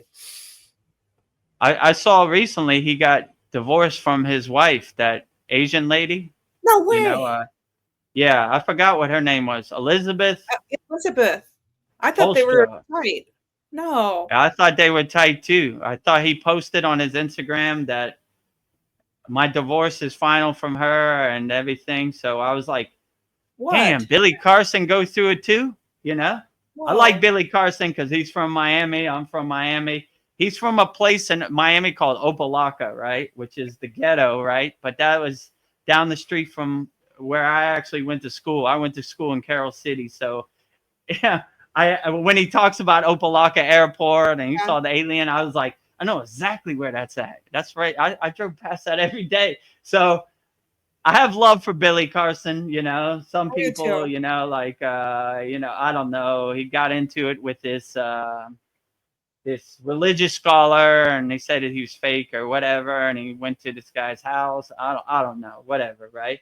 So I always give him the benefit of the doubt, you know. But Yeah. you know, there's a lot of people, like you said, what's this guy, Joe Dispenza, right? There are a lot of people Don't trying like to help him. people, right? And they're always looking to hit you below the belt or throw some dirt on you or cancel you or all this stupidness. So like when I saw he got divorced from his wife, I was like, damn, Yeah, they that got makes Billy too, you know? Like yeah. I mean, I could be wrong. Maybe somebody research it for me, but I was like, even people who are on a so-called higher vibration and talk about higher concepts or high knowledge or pyramids and this type of stuff, they go through it too, you know? Like you would think that she would be there with him to the end, right? That was his twin flame, right? That was his partner in crime, right? Yeah, they did lots of videos together. Yeah. Yeah, exactly, right? So like that's probably why you don't see her in the videos now. You used to see her in every video, right? Yeah. She was sitting right next to him in every video, right? Damn. Threw him under the bus. Happens to Billy Carson, happens to all us yogi householders, and you know, you're gonna have to go through it, you know, like this 3D Maya delusional world. It is very dense, right? So Billy Carson, if you're listening and you want Vedagurudev on your podcast, call me up, you know? Yeah. But yeah, so most people think like, oh, look at Vedagurudev. He's a enlightened being or self-realized being, whatever you call me. I go through it too, you know? Every day is a test for me as a yogi also, right? Yeah. I have a 15-year-old daughter. She's going to be about 16. Takes all the patience in the world, right? All the pranayama you got. They're expert button pushers, right? Especially your children, right? They know how to hit you below the belt, like Om Kriya Babaji Namo. Yeah. You know, so you just gotta be patient and breathe, but they're out here testing you for sure. And you know, my guru used to say, nothing really happens the way you want it to happen. You got to just stay light on your toes and pivot and change course and don't have any expectations. Like, enjoy the moment, right? I told Paul this too when he asked about a question about his child. I said, you know, it happened so fast. But I'm trying not to attach to anything. Before I know it, I'm gonna blink my eyes, and she's gonna be 21, and she's not gonna be here anymore. And I'm gonna, you know, she get married or whatever. I'm just gonna have to enjoy it as much as possible. And if, long as she's not hurting anybody, going to jail or doing drugs, I'm just gonna have to let a lot of stuff pass, you know. And it's a good reminder to me. These are all clouds in the sky. Let them pass. Water under the bridge. No matter what anybody says, just don't attach to it. Don't let it boil your blood, right? Poison your blood, right? Like, you know, anger is the poison that poisons the vessel, right? You're not hurting somebody else. You're hurting yourself, right? You're letting your blood boil, and you're like, You know, when I told this story before, so if you've heard this story before, pardon me. When I was growing up in America, they had a commercial on TV. It was a public service announcement, right? You know how they say PSA, public service announcement. This woman was cooking eggs, right? And she was getting frustrated, and her baby was crying, and she was like, you know, getting frustrated. And right when she went to hit the baby, the video paused. It says, before you do something you'll regret, count to 10 and breathe, right? Yeah. So I always thought that was valuable information. They need more information on TV like that, you know? Just breathe, right? My father used to drive me past the jail, the prison, the penitentiary, right? So you see these people in there? They made a split-second decision. If they just would have counted to 10 or breathe, let it pass, probably it would have been they wouldn't be in there right now. Don't do it to yourself. You have nothing to prove to anybody else. Don't throw bricks at the penitentiary wall, right? Let me in. I'm going to fight somebody today. I want to come in jail. No thanks, right? I want no part of that. I want to be in no situation, nothing that causes me to throw bricks at the penitentiary wall. So just breathe. No matter what your child says, your significant other says, just breathe, because it's not worth it, right? But I have compassion for people out there, because I know in my case, my 15-year-old daughter is a master button pusher in my case, right? Like, breathe, Vedagurudev, porn a sooty, right? Yes. So, but when you become aware of the 3D chessboard or the Wizard of Oz, you see the kind of game, and you have the tools to overcome. So don't get yourself in a situation you're gonna regret. Don't spend 10 years in jail for something you could have avoided with 10 seconds of breathing. So Yeah. don't do it to yourself. So I'm sure those people in there would tell you the same. Don't do it. Learn from my mistakes. I was a dummy. I thought I was cool. I was proving something.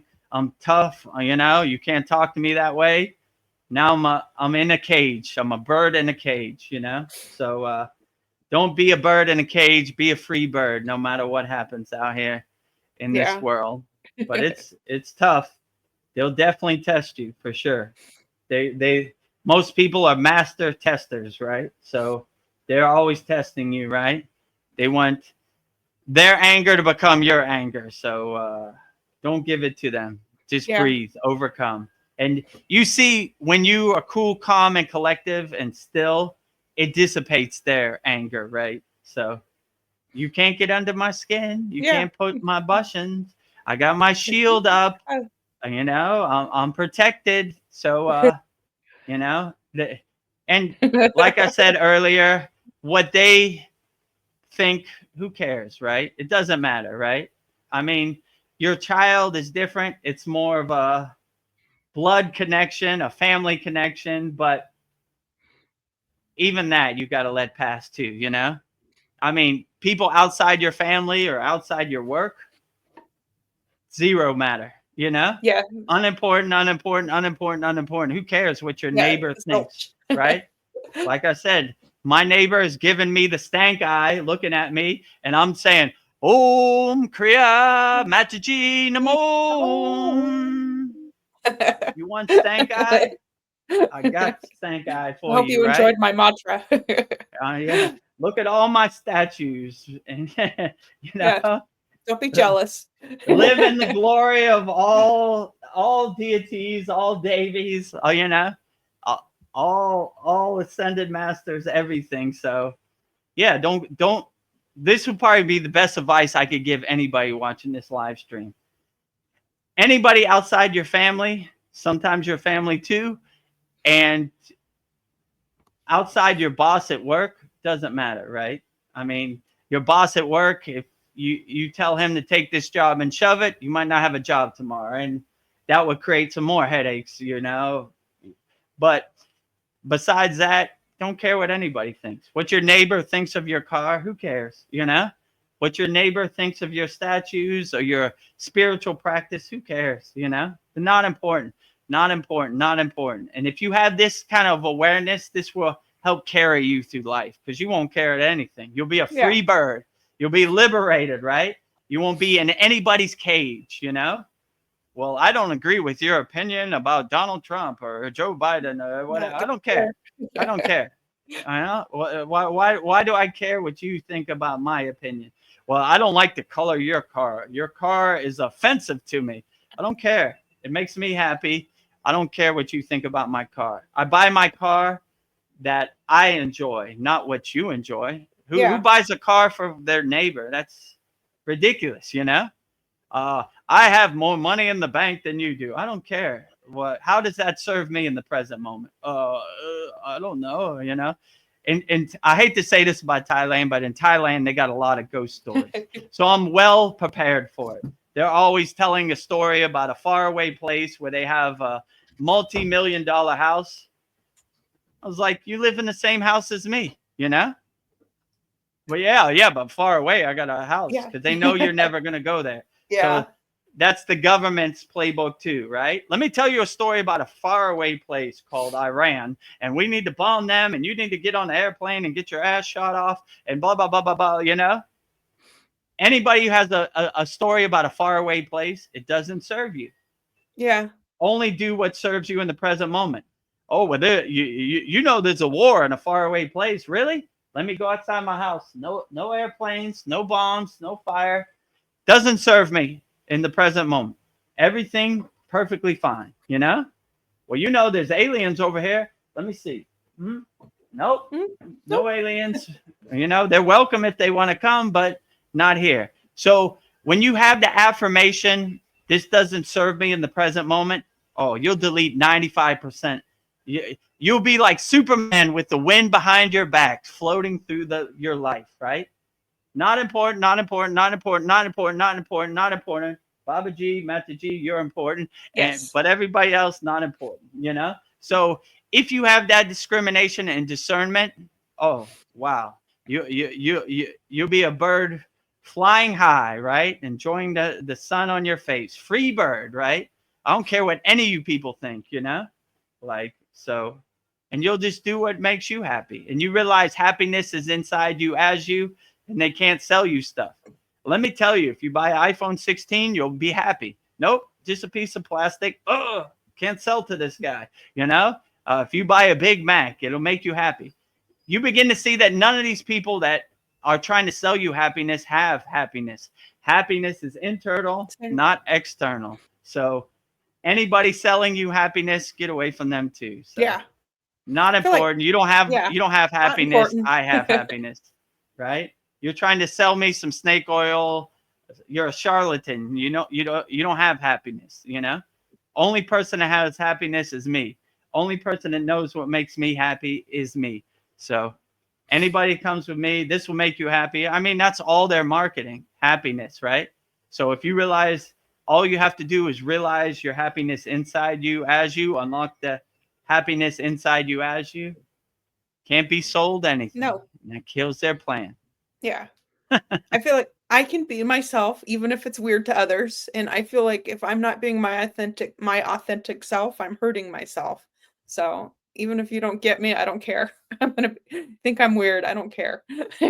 Be as weird as you can, Veronica. You are the creator of your weird movie. And if no one else understands, it doesn't matter at all. It doesn't matter at all, you know?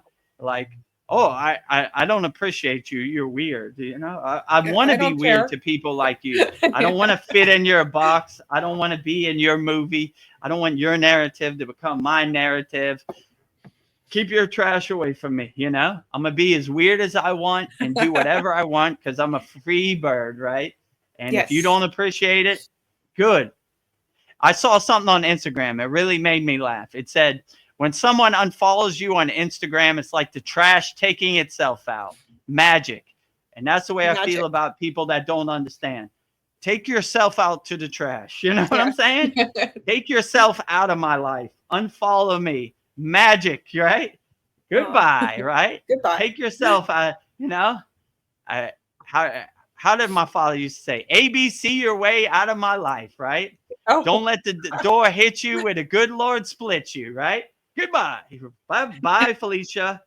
Bye. We don't have Sandy on here today, but I know. Bye, Felicia.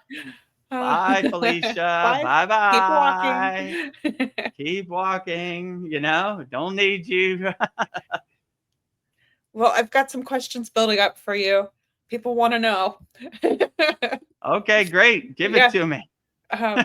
This is from Mariana. Vedagurudev, how tall are you? Just curious. I see you as anything between 5'11" and 6'1". You're very close. So I'm 6 foot even. So you're right. 5'11", right in the middle, right? Right in the sweet spot, right? 6'1", 5'11". Yep. 6 foot even. Yeah. So I'm 6 foot. And then we were talking about Billy Carson. She says, funny thing, I've been thinking about Billy Carson and Elizabeth that we don't see them on podcasts anymore together for quite a while. So I saw that divorce in my mind. Wow, disappointing, but not surprising. Why is it that our modern society marriages just won't last? Our grandparents lived in a strong marriage all their lives. Mm. Yeah. Yeah. I mean, I agree with you. Like when I saw he posted that on his Instagram, I follow Billy Carson, and I saw he posted that my divorce is final. Elizabeth would no longer be on any of my podcasts or something. He said something like that, and I was Yeah. like, "What? Oh man!"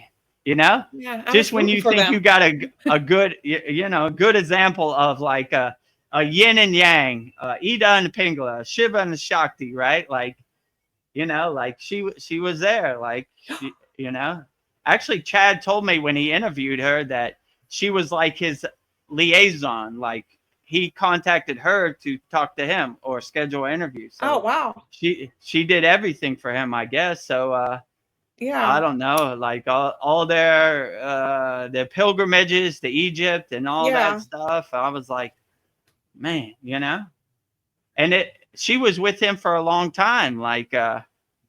Yeah, it seemed like a I don't couple know what years. happened Yeah. when they got married. Like, you know, uh, yeah, he even went on Joe Rogan and she was there, right? So, Yeah. well, crazy out here. So it happens to the best of us, Who knows, who was Yeah. wrong or right or how it happened. It really doesn't matter anyway. It's water under the bridge. But I was Yeah. rooting for them. I was I was too. hoping they would put it together. I thought, man, there's a good example of Shiva and Shakti right there. And Babaji and Mataji. Well, wrong. Oh. The saga continues, right? Somebody else So, will have to pick up that torch. yeah, Oh. I guess, and, you Oh, know, yeah, what can you do, what can you So do? it happens to all of us. So when you see like Sadhguru, he goes through it too, no matter how much they try to mask it, like these things don't happen to me. I've only had pleasures of the flesh one time in my life, and that was how my daughter was. We all go through it, yoginis and yogis, no matter how high you are, no matter how low you are, we Yeah. go through it. Anybody who's in the Maya delusional world has to go through it. And Yes. even the yogis in the Himalayan mountains or in the forest, they have different struggles. Where is my food going to eat? How am I not going to get eaten by a tiger or bitten by a snake? They have different struggles, but they still have some struggles, maybe less, not material struggles, but Yeah. different struggles, So we all go through it. So I don't want you to look at any yogi or yogini on a pedestal like they don't have to go through it. We all go through it. This 3D Maya delusional world is super dense. It's super overwhelming. It's super tough to overcome. I told this story before. When my guru said, Vedagurudev, you can't be here in the Himalayan mountains no more. You've got to go down to the world and help people. I fought him all the way to the door, I was like, please, Bob, I'll wash your feet every day. I'll clean your car. I'll do whatever. Don't make me go back to that crazy, chaotic Maya delusional world. They're monsters. They throw each other under the bus for a couple dollars, They hurt each other. They talk bad about each other. It's so gross and ugly and dirty, their lower frequency instincts and their mindset. Ugh, I want no part of it. Please, Yeah. I'd rather go to prison. Don't send me back to Maya delusional prison. I've already been there. It's already know. I already know, right? Like, oh my, it's like 1 foot in and 1 foot out, in the world, but not of the world, Vedagurudev. This is your new mantra, in the world, but not of the world. And I was like, Okay. so I shed many a tear riding that lonely train ride back to New Delhi airport, but what if that wasn't possible, I wouldn't be here with you today. So Yeah. it's a blessing also, but Yeah, I understand. This world is very dense, very overwhelming. There's a bunch of traps, landmines, chaos out here, everything to get you out off the spiritual path, you know? Yes. So be strong, my friend. Keep your shoulders back, chest suspended, chin forward, right? One foot in front of the other. Like Be Patanjali brave. says, the road is not a straight line, it's a zigzag, you know? Don't get discouraged. Don't get frustrated. If you fall in a ditch and get all dirty, dust yourself off. Keep walking straight. It happens to Yeah. everybody, you know. No matter how much they mask it, it happened to them too, you know. So everybody goes through it, you know. Sadhguru, Joe Dispenza, Billy Carson, Yogananda, Lahiri Messiah, anybody you could think of went through it. So don't have this perception like yogis don't go through it. They just have some tools to help them climb out of that pit of despair. So yeah, if you want some tools on the screen, you know. Yes. We only need 50 more subscribers on our only YouTube 50 channel. more. So please help us get us over the top, you know. Support the movement. Join our Kriya Yoga YouTube channel family. Every day, Babaji quote with me and Veronica. Very profound. Every day, a soul talks or satsang edit. Very profound. Free Kriya Yoga School. Go to freekriyayoga.com. We have over 600 members from all around the world, practicing yogis and yoginis, all beginners. We give you a beginner minute course that's probably better than any paid course you would get on the internet anyway, and give you some tools in your toolbox to help you navigate this Maya delusional world. If you need some super tools, you know, master the supreme science of Kriya Yoga, kriyayogamasterclass.com. And I will personally coach you and walk you through, and you will have personal interaction with me and Veronica and all of our Kriya Yoga School Masterclass members. So we're a loving family, an interactive family, and rising tides lift all boats. Yeah. So we're trying to help you, because I understand from my own experience, this Maya delusional world with no tools is very overwhelming, you know? So I have compassion for people out there. I know the frustration they're going through, because I went through it also. Yes. So if you want me to help you and coach you on the path, let's get to work. Let's plant that tree today, right? Yes. No time like the present. You know, no matter what you've done in your life or what you've gone through, even if you've gone to prison or whatever, you hurt people, doesn't matter. Today is a new day, and we can start off fresh. So you don't have to wait for another incarnation. You start today. Let's start getting some work, and let's start making some inner progress, right? You'll thank me for it later. Money back guarantee, as my guru always used to say. Kriya Yoga, money back guarantee. You're definitely going to get some benefits. Well, I'm excited about our Mantra Mondays. This will be our second week. And as we just did it before we started, but I was like feeling really relaxed doing Mataji's one. So I'm counting on my hand, but I think people watching the Mantra Mondays will get a lot of benefits out of that. And we'll do a different... we already posted one Mantra Monday. So if you want to see Babaji's Mula Mantra 108 times, 108 Raksha beads, one Mala, it's go to our YouTube channel at Vedagurudev. What's today? Today's Wednesday. So it was 3 days ago. Go down a little bit and you'll see it, you know. You'll see me sitting next to Babaji with one Mala beads out, right? It says at the top, it says Vedgurudev's Mantra Monday, so you can't miss it, right? Or just type it in the search, Mantra Monday, you know. And next week we'll have Mataji, which Veronica says we filmed right before this class, you know, and so we'll keep it going. Upcoming Shiva, Lakshmi, Ganesha, Krishna. I mean, the list goes on and on and on. It's endless. So we'll do male Babaji this week, Female, Mataji next week. Male, I don't know, Shiva next week. Lakshmi. So male, female, balancing the mantra japa, the mantra diksha. And if you want to know how to say mantra, just follow along with me. It has it written on the screen. You know, you'll hear the proper pronunciation, the proper sound syllables. Just follow along with me, you know.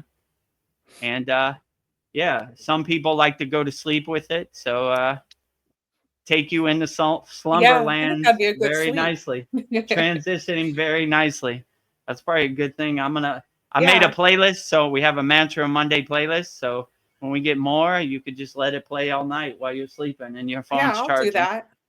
That's Oh, that's that a sounds like a good plan for yeah. myself, you know? Yeah. Sing to myself, right? And I'll have going to sleep. outstanding dreams. Yeah, exactly. You can't go wrong. One mala, 108 Raksha beads, a Babaji, Mataji, Shiva. That sounds like a great playlist. So yeah, we have a playlist. There's only one in there right now, but as the time goes on, we'll get more and more. So Yeah. that's a benefit of subscribing to our YouTube channel. You'll be notified whenever we post a new video or a new Mantra Monday or a new Satsang, a new Soul Talks. We got a lot of stuff on there. I think we Yeah. have over 400 videos on there. So a lot of value, Oh, in the free school, a lot of value in the paid school. actually almost 500, 475. So we're getting up there. So Where I are we saw at now? 475.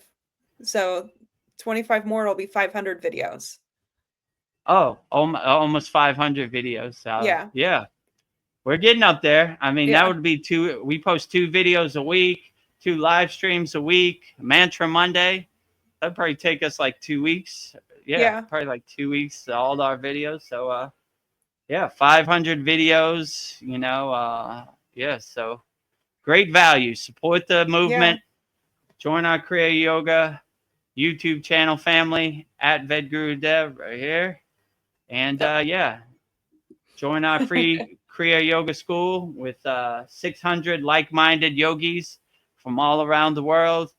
Like I said, if you want to see where all our members are from, they have a thing on School called Map. Click on that tab and you see all the pin marks from around the world. I looked at it the other day. It was from everywhere, right? Yeah. A lot of from India. India approved Kriya Yoga free school. So that's good. And yeah, if you like the value or you like the classes in the free school and you want to have a personal connection to me, or you want me to be your guru, or you want to join Veronica, Paul, Mariana, Kyle, all of our Kriya Yoga School Masterclass members, Tony, Sasan, on our live class or on the Satsang, that's a benefit of joining our Kriya Yoga Masterclass. Yes. But I'll let you make the best decision that resonates with you. Well, So get back to the let me stretch my feet. yeah. Yeah. Yes. What's the next question? It's for do you want me to wait till you're ready? Yeah, wait, so I can use it in the edit. I think we have Yeah. 7 already, but just in case. Yeah. And we've been this going- this Satsang every what I posted every Thursday, Saturday, Sunday, and Tuesday. We post 4 of these, so we edit this up into like 20-minute segments throughout the week. So 3 Yeah. soul talks, 4 sad songs. That's our system. Okay. All right. This is from Donnie. He says that not sharing dreams, goals, plans, etc. comes from an old magician phrase: to know, to dare, to will, to be silent. Yeah, well put, Donnie. I like that, you know. Yeah, to read it again. To Not sharing dreams and goals, plans, etc. comes from an old magician phrase: to know, to dare, to will, to be silent. yeah, because I mean, a big thing in the Kriya Yoga tradition is silence, right? It's called Mona, right? Where there are yogis that don't talk at all, and that's perfectly fine. I have practiced a vow of silence for a week, couple days, all different times. I mean, there was very little talk in the Himalayan mountains. So we don't really share our dreams. It's between you and God. So just keep it to yourself, you know? Yeah. And it's personalized and individualized, and it's special to you. So you should just keep your dreams to yourself, unless you need to have a business partner or somebody who's going to help you achieve this dream. But yeah, keep your aspirations, your dreams, your manifestations to yourself, between you and God and the universe. Let the universe fill in the steps, right? And just be grateful, right? Yeah. Say, thank you for all the blessings you've given me. I'm so thankful for everything you've given me. And, you know, if you would choose to clear the path for this to become a reality, that would be Yes. beautiful. If not, you know, it's perfectly fine, you know. Yeah. Things don't always happen the way I choose them to happen, you know. But you know, I put my my request out into the universe, and let the universe fill in the steps and see what can happen, because who knows, you know. Who knows? So yeah, but keep your wishes to yourself, you know. Who knows, you know. People might have ulterior motives. They might use your wish against you. They might make Yeah. fun of you because of your wish. Don't give them ammunition for their gun. Just be like, between me and God, you know. That's Yeah. what I You always protect say, it. right? If no one believes in Babaji, it doesn't matter, because it's between me and Babaji, or between you and whatever deity you pray to, or goddess or Devi you pray to. It's between you and that deity. No middlemen, nobody standing in front of your doorway to God, you know. You have a direct connection to God. Call whichever God you want. It's perfectly fine. Have a God of your own choosing. Don't borrow anybody else's beliefs, like I said earlier, right? Let me tell you a story about God. It's okay, you know. You know, I'm gonna make my own story. I'm gonna have my own connection, personalized, individualized, straight to God, and that is perfectly outstanding, right? Yeah. Don't let other people's God stories become your God stories. Figure out for yourself. Use your own discernment. Use your own discrimination, and keep your wishes and your dreams to yourself. And your connection to God is personalized and individualized for you. You know, when I meditate, I like to have the visualization I'm having tea with God, right? Yeah. Only me and God are there. No distractions. Pure white room. Nothing to focus on. Direct connection to God, right? When we call God with our mantra japa, we open the universe with Om, and we call God's direct phone number. We don't need no middlemen, nobody sending God an email for me, nobody calling God for me. Direct connection, right? And when you raise your vibration, the pillar of light hits the crown of your head, and you have a direct connection. You're transmitting the direct phone line to God. So don't let anybody tell you what God is. Figure it out for yourself. Use your own discernment. Use your own discrimination. Definitely do your inner work. Don't regurgitate other people's stories of God. You know, just have your own direct connection to God. Because when you test your connection to God, you observe your connection to God, you experience your connection to God, you know your connection to God. No one can tell me what God is. I know what God is, what I resonate with personally, right? So have a God of your own choosing, you know, it's perfectly Yeah. fine. You know, don't Also, let other people's God become your God. I don't know. Also, I've found that like I can't really share my ideas with people because they're not going to get it anyways. I have to show people because they don't have any perception of what I'm talking about. I kind of have to just do it and then they'll see it. I'm like, because you're not going to understand what I'm talking about. That's exactly what my guru said. He said, we only talk to people that can hear what we're saying. So we don't show these kriyas to people who ain't going to get it anyway. It's almost like a waste of time. It's like talking to the wall, right? If Yeah. they're not on your frequency, they're not going to understand anyway. So it's a waste of time, you know? So yeah, I would only talk to people that can hear what you're saying. That way you get the same frequency. You're on the same wavelength, the same frequency, the same vibration. So they understand. That's why I really like our Kriya Yoga School. We're like-minded yogis. We understand. We're walking the path. We're living the path. We're experiencing the path. People who are outside of our school really can't understand. They're not walking the path, you know? So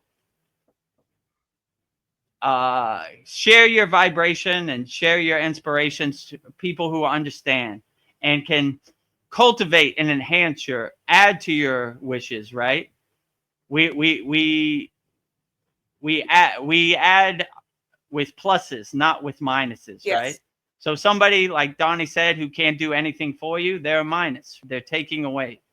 No need to share it. Somebody that can help you achieve your wish or achieve your request, plus. So Plus. find your pluses, get away from minuses. Well, Donnie says, master self, act boldly, focus, will keep secrets. Not everyone, including spirits, are listening. Have your best intentions for you, including Yeah, spirits. Yeah. absolutely. I agree with you. Master yourself. The ultimate goal of Kriya Yoga is self-realization, realizing your inner self. Inner mastery, self-mastery, realizing your inner self, mastering yourself. You can never go wrong with that. So when you master your inner self, you really wouldn't have to ask for anybody, spirits, anybody to help you because you save yourself. You become a walking temple, right? You radiate manifestation or whatever. So you don't need to ask for assistance. And in my perception, most of these ascended masters or enlightened beings or archangels, they can't really interfere on a physical level. They could only leave like breadcrumbs or signposts to help guide you. So asking somebody who can't interfere to interfere is almost a waste of time. You know, you do your own inner work, you master yourself, like Donnie said, and you become like a radio antenna, like a satellite dish, like a nuclear power plant radiating inner divinity. And that's when the universe kind of opens up for you. You know, you're not taking the lightning path or the lazy path. You're doing your inner work. You're showing and proving. You are living the spiritual path, and it they might throw you a bone, or they might give you some guidance the right direction to work. You know, that's the way I feel. You know, Yeah. certain they don't do it for you. It's not a done for you. It's a more guiding path, right? Like I get these deja vu and these intuitions all the time. Don't go in there, Vedagurudev. You Don't know, do it. I'm not gonna overthink it. Why shouldn't I go in there? I say, okay, you know, not Yeah. going in there. You know, there's millions of 7-Elevens in Thailand. All I gotta do is walk another 5 feet and I'll find another one. You know, Yeah. so this one, it just don't No have good good. energy. I don't want to explain it. I don't want to investigate it. Let it be. You know, doesn't feel right to me. It kind of stinks. It's kind of gross to me or dirty. I let it pass. You know, so follow your soul, follow your intuition. You'll never go wrong, right? Yeah. Never You lies. don't believe anybody. Let your soul guide you. My guru always used to say, bring your soul to the forefront, shine like a diamond. All the distractions and mental clutter and monkey mind, bring to the background. Let your soul guide you. It's your North Star guiding you around the world, right? See, Yes. follow the North Star, which is your soul, right? That's my best advice. That's the way I kind of live too, you know? I don't really have any plans or any expectations. I just follow my soul. Let it be your North Star, guiding you the right direction. Guess what? Sandy is here. Oh, great. We were just talking about Sandy. Bye, Felicia. She says she totally forgot today was Wednesday, but I am grateful to be here now. Namaste, guys. Namaste. Namaste, Sandy. We're glad you could join us. We thought that because we had some technical difficulties with the link, we lost you, but glad you're here now. So whatever questions you have, Sandy, please put it in the YouTube chat, or anybody who's watching this on YouTube. We will answer it wholeheartedly. She says, I'm here. I'm here. I made it. And she says, to manifest the love you desire, first know you are worthy. Yeah, you got to know. Yeah, true. I am worthy of love. When you become, how can I say, like a radiating, glowing, I'm worthy of love, then you just attract love. You're not even trying.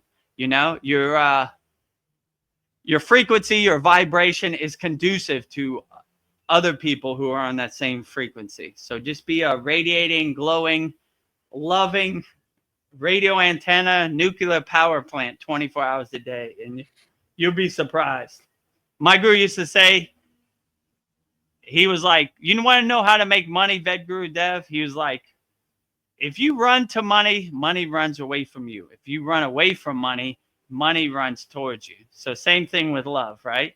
If you're really struggling or focus or forcing love, probably love will run away from you. If you're just living your life, radiating unconditional love, love will probably come to you unexpectedly, right?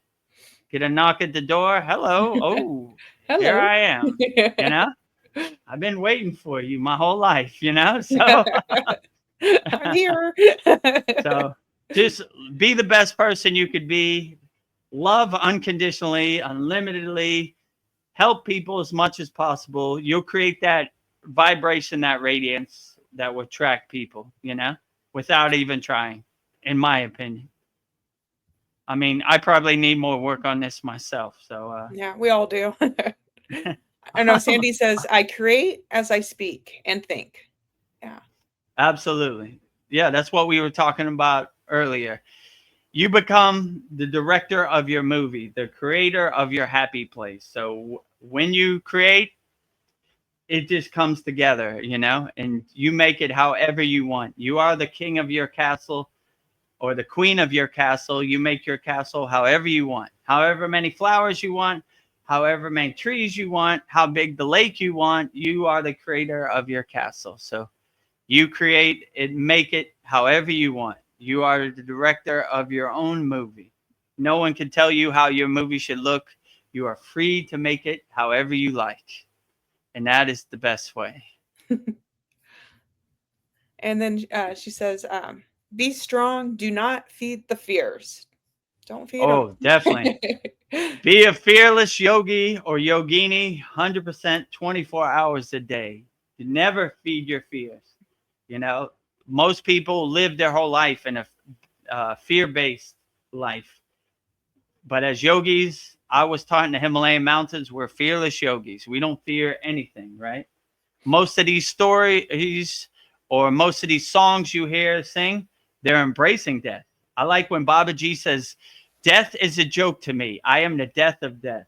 So like all these songs are like embracing Mahasamadhi, which is basically living your physical body. And it's a true blessing, like a true, it's like winning the championship in Kriya yoga, right? When people achieve samadhi, they make a samadhi shrine for them. They've achieved the ultimate goal, samadhi, right? So they've won the championship, right? So we don't stay in a fearless state at all, right? We're not scared of anything, right? I asked my guru, if the abominable snowman, the Himalayan Yeti, attacks our very thin tent in the Himalayan mountains, what do we do? He says, if the abominable snowman, the Himalayan Yeti, is carrying God, power, divinity, he is our brother, and we welcome him. We are not scared of any tiger. We are not scared of any Himalayan Yeti. We are not scared of avalanche, rock slides, whatever. We are fearless yogis. So Before I went up the Himalayan mountains, he said, stand there. I stand there for like 5 minutes, and he scanned me up and down. I said, what did you do? I said, my guru said I had to scan you. He go, why? And he was like, because if you have any ounce, any remnant of fear, we're going to have trouble in the Himalayan mountains. No fear. Zero. Because we're going to have problems. I don't want to, I don't want to get it stuck in a rock slide or avalanche or none of that, right? When we were going up the Himalayan mountains, I would hear like thunder in the distance. And I was like, what was that? It was like, avalanche. I was like, avalanche? Because it's like the snow's melting and it, that's how avalanche comes. So, we're not scared of anything. So always stay in a fearless state as much as possible. Be a fearless yogi and yogini no matter what. So no fear. Fear, you're going to have problems, right? That's how they control you. You see today in downtown Sacramento, this guy got shot or whatever. That's lowering your frequency. If you don't take the jab, then you're going to die, lowering your frequency. There's a war over here, lowering your frequency. So their whole playbook is lowering your frequency and making you live in a state of fear. That way you're easily controlled, right? But when you're a fearless yogi, you're a free bird. You can't be controlled. So stay fearless 24 hours a day, no matter what happens. I always like the visualization. I've said this before. If you heard this before, bear with me. Let your samadhi, let your meditation be unshakable. So I always had the visualization, bombs, war, fire, shooting, planes, whatever, right? But the fearless yogi stays unshakable, becomes an unshakable mountain.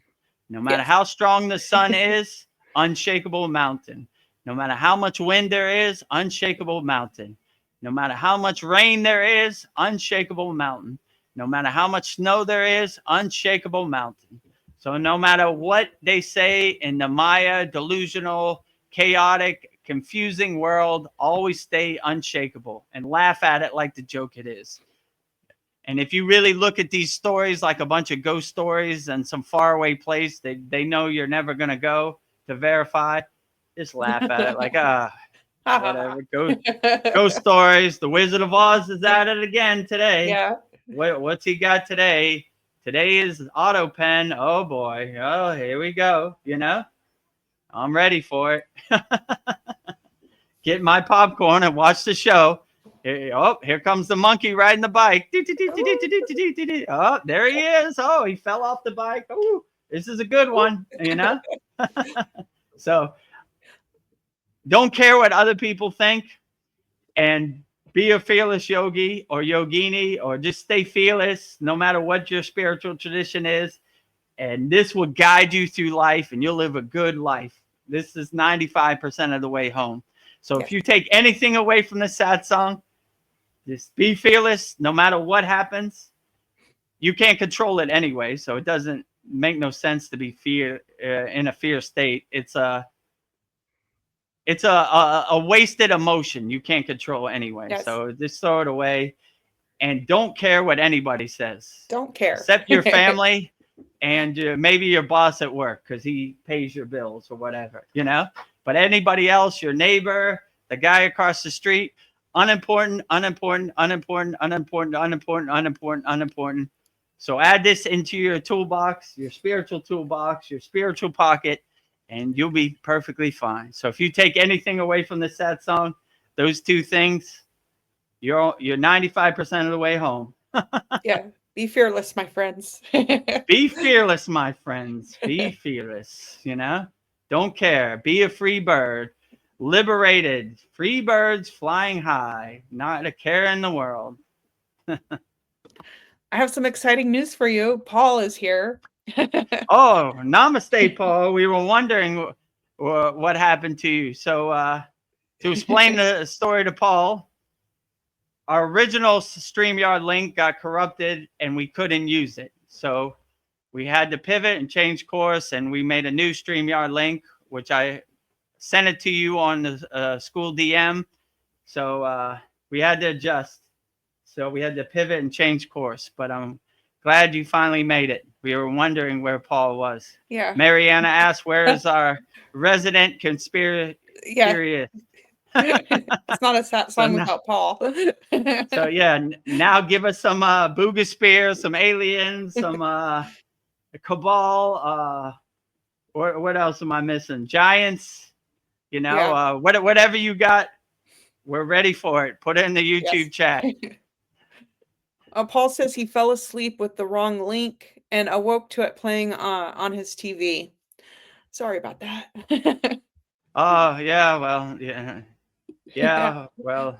Well, we got here. We had some technical difficulties, but we're here now. You know. Yes.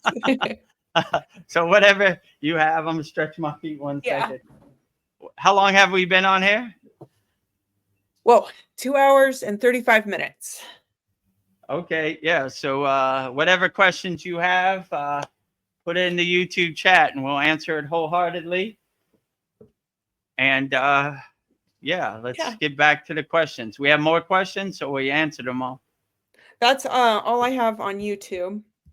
But talking about freedom, I was thinking, like, what is spiritual freedom? And I think it's like being free from validation, free of fears, not conforming to societal expectations, embracing challenges as opportunities. I don't know, fostering compassion and breaking free of negative self-destructive behaviors and living in the present moment.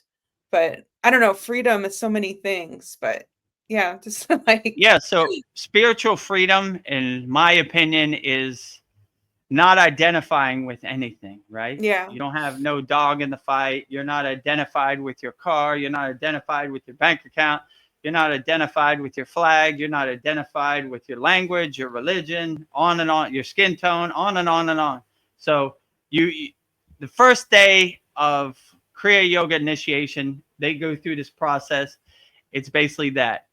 I don't identify with this, right? This is not me. My car is not me. None of this identifies my soul. So creating some space and some distance between you and your identifications, and kind of looking at your identifications like the comedy show or the joke it is on the screen of the Maya delusional world. Like, look at this guy, Vedagurudev. He thinks he's cool because he got a car. It's just a piece of metal. Oh, look at Vedagurudev. He thinks he's cool because his bank account has ones and zeros. He's not cool. So when you can become the detached witness and create that space, that distance between you and your identification, spiritual freedom. Also, spiritual freedom is not identifying with other people's perception of yourself. This will be real liberation and real moksha, right? Like, this person, my significant other thinks I'm stupid because I pray to Babaji or I have statues or whatever, right? If you don't care and you let that go, then you can't be put in that box. And that gives you spiritual freedom, that I don't care what happens. I'm going to be a free bird, and I'm going to fly as high as I can. And I don't want to be in nobody's box, and I don't want to be in nobody's cage. I'm going to do what makes me feel good and uplifts me. And if they don't agree with it, or they don't approve of it, or they don't give me permission to do what I want, it doesn't matter, because I don't need their permission. This is a personalized, solo, individualized journey, and what other people think of it doesn't matter at all. Yeah. So that is definitely spiritual freedom. I don't care what you think. I don't want your ghost stories to become my stories. I don't want your stories of God to become my stories of God. I don't want your narrative of what's happening in the world to become my narrative. I don't want your science to become my science. I don't want any of your junk to become my junk, right? I got enough karma that I'm trying to burn. I don't want other karma to stack on top of my karma trash mountain, So keep it over there. Like Sandy says, bye, Felicia. Bye, Felicia. Goodbye. Keep all your perceptions and your projections and your narratives and psyops over there. I don't want it. You know? I don't need it. I don't want it. I don't want your story to become my story, you know? And yeah, and that will definitely give you some spiritual freedom, right? Like you'll feel a lot lighter, right? You won't be carrying this monkey on your back, this rock on your back no more. Like, I don't care, don't care, don't care. And try it. You'll see how liberating it is. You'll be like, ooh, that felt good. I don't care what you think or they think, you know? What do you think about Joe Biden and his auto pen? I don't think about it at all. What do you mean? You are a slave. You are in love with the chain that enslaves you. You love the social media slot machine. You love the mainstream media narrative. I don't want no part of it, you know? I watch Babaji videos all day. So that's my timeline. So, yeah, so you just don't care. And it takes all the wind out of other people's sail because they have nothing to talk about, right? Hey, what do you think about Liam Neeson and Pamela Anderson dating? Didn't even hear about it. Oh, no wind in my sails, you know, no ammunition in my gun. Well, you had to hear about what Donald Trump ate for dinner. Nope, I didn't hear about that either. Oh, can't talk to this guy. Yeah, you're right. You can't talk to me because I don't want to play your game. You know, I don't want to be in your movie. I don't, you know. I'm trying to dissolve the Wizard of Oz, not have more Wizard of Oz. So, no, get out of here. You know, no fun. So, no fun. He's not going to fight with me. He's not going to argue with me. He's not going to play my game. No fun here, right? So, yeah, doing these things, these will help you get on the right path and give you freedom, liberation. You know, one of the funniest quotes I've ever heard. And this always makes me laugh when I think about it. Freedom is not free. Now, if you believe the government, they would definitely want you to regurgitate that because they need people to get on the airplane and go fight their war so they can buy a boat. But freedom is absolutely free. You test it. You want to test it? Sit on the side of your bed, close your eyes, and be as free as you can. Don't cost no money. You don't have to go anywhere. You don't have to do anything. You don't have to listen to anybody. Just be free. Be free, my friends. Be free, right? That sounds nice. all these people out here, they got these cool buzzwords. USAID, not aiding anybody. Freedom is not free. They want you to attach to that narrative. So they fight. You fight their fight for them. And what's another one? The Patriot Act. You know, what's patriotic about stealing Americans' constitutional rights? Nothing.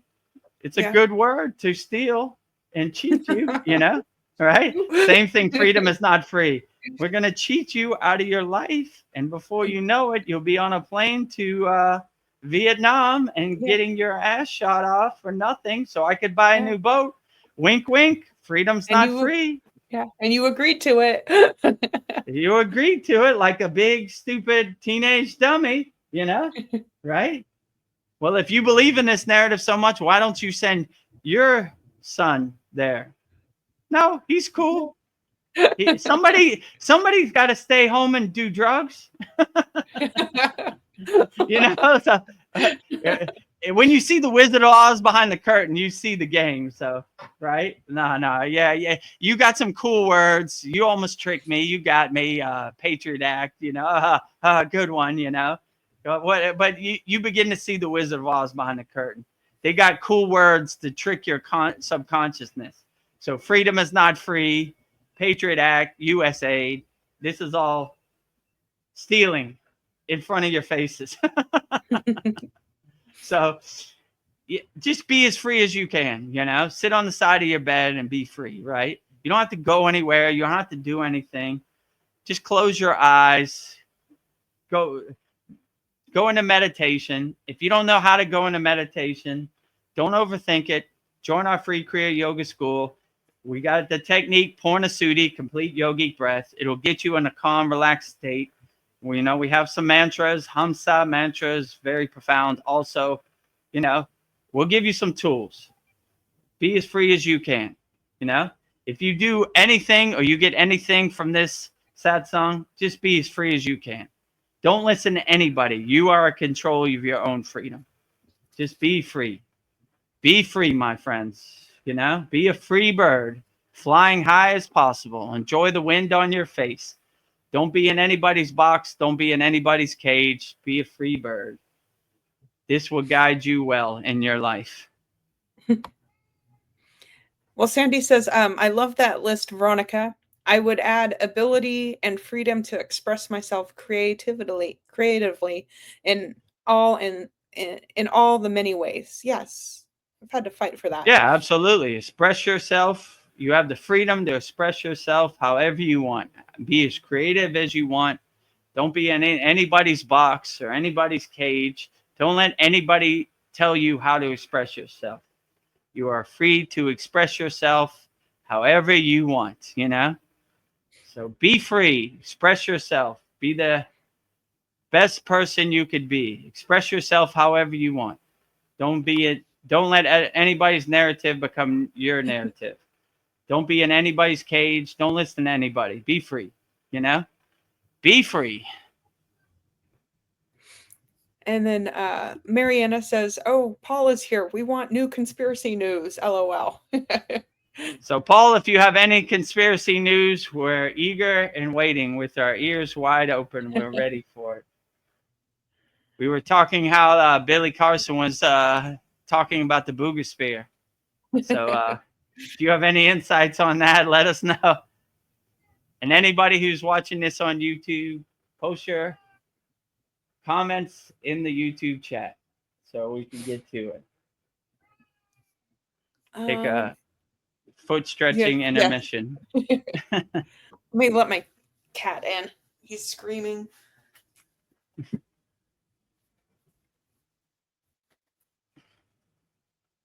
So yeah, we only need 50 more YouTube subscribers, and we're monetized over 1,000. So we can have that super chat and we can have that coffee, whatever they can do. And then yeah, if you want to discover the secrets of Kriya Yoga, 100% free, no pressure. Join over 600 like-minded Kriya Yoga students, yogis, yoginis from all around the world. Go to freekriyayogamasterclass.com and master the supreme science of Kriya Yoga. Go to kriyayogamasterclass.com. And yeah, so it's all on the screen. We let you choose what is the best fit for you. No pressure. Now back to the show. Yes, so back to the show. Trying to find you a good question. I don't know. I was thinking like convenience traps us. I don't know, and we get spoiled and lazy.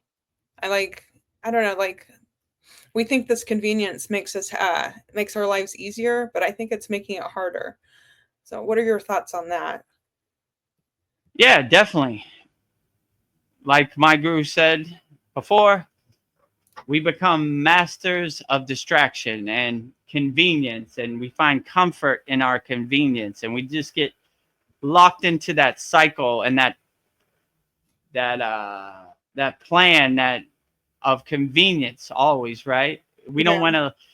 We're in love with this chain that enslaves us, right? So even though it's convenient, we're too lazy to break out of that slavery of convenience and go against the grain and break the pattern or break the cycle and do something different, you know? My guru always used to do stuff like that. Like we would walk up the Himalayan mountains in front of his ashram, but some days he would go the different direction. So we were always kind of breaking the pattern or breaking the cycle or breaking, you know, not finding comfort in the everyday activities we do something different, to give it a change of pace and give something different. So yeah, most people are in love with the convenience, right? And it's almost like dreading going to anything else. But break the pattern, break the cycle, do something different. So you break the cycle and stay light on your toes, pivot, change course, change direction. And yeah, don't get locked into your convenience or your cycle, you know, like try something new sometime, you Yeah. know, breaking the pattern, breaking the cycle. Don't be in love with that chain that enslaves you always, you know, break that chain, you Yeah. know, do something different. If you go right every day, go left one day, you know, change it up, you know, keep this simulation on its toes so it doesn't know what you're going to do next, right? Like, wait a minute. He Wait. always goes right. He went left today. Oh, well, what? It's breaking it's Yeah. breaking the matrix, right? It's breaking the I'm cycle, right? unpredictable. He's unpredictable. You can't have this unpredictability with this guy, right? I don't know what his next move is. Stay light on your toes so the simulation, the narrative doesn't know your next move, right? You know? I put all this fear-based news on the news and he wasn't scared of it. Oh, like, what can I do? You know? You know? I told him buying an iPhone 16 would make him happy. He didn't buy it. Ugh. He's breaking the matrix. He's escaping I the can't matrix. control him. I can't control him. He is the anti-narrative guy, you know? Anti-narrative woman, right? He's going against the grain. He doesn't want to regurgitate the narrative. It's gross to him.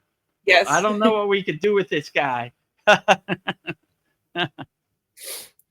I don't know. Paul, he says that he has nothing new yet, but he's got his feelers out. He's looking though. Okay.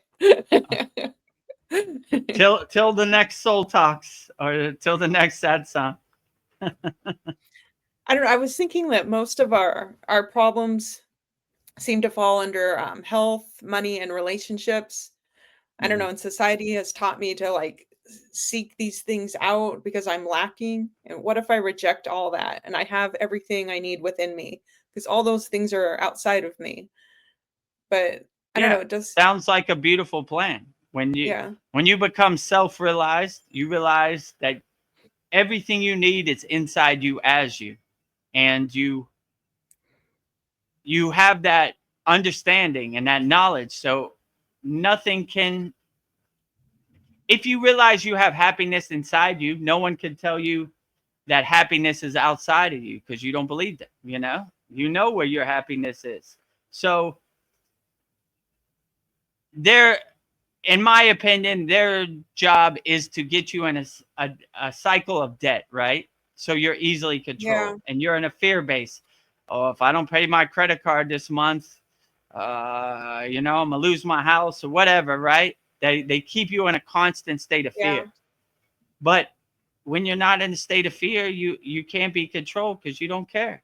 The yogis in the Himalayan mountains don't care about credit cards or electricity or water, or like they don't care about internet, they don't care about phone service, they don't care about none of this. This is irrelevant to them. So they have to get you in that cycle. So you're stuck in the loop, right? Like my guru used to say, how you suffer is the fear of loss, right? If I don't go to work, I'm going to lose my house. If I don't go to work, I'm going to lose my car. If you don't have any of that, then you don't care. Me personally, I've never owned a credit card in my life. I have cash, I pay for it. If I don't have cash, I don't pay for it. So I'm outside their debt cycle, like, so yeah, I would just say that be a minimalist, have less things, less attachments, and just have the basic necessities, right? Like, and you saw with the C word, they're going to pull the rug on you for sure. They don't care about you, like if your family owns a pizza business for 40 years and it was lost because of the C word, what do? They don't care. They don't. So depending on other people to save you, don't worry about them. They're not going to save you for sure.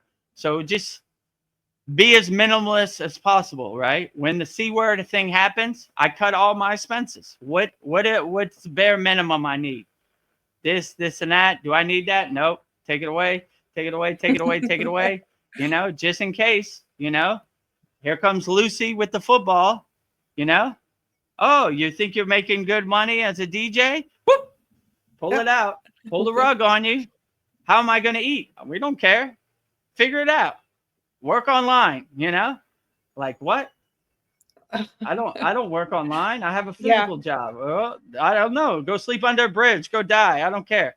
You know, you see these people, right? That are our so-called leaders, our so-called trusted people.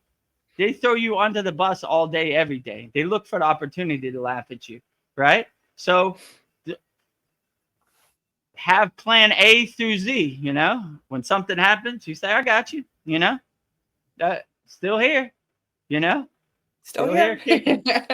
So, yeah, just have as less the attachments. Really self-observe. Do I really need this? Or can I cut this cost, you know? And try to bring your bills down as low as possible. Just in case. Who knows what's coming in 2026? You know? They got their playbook ready.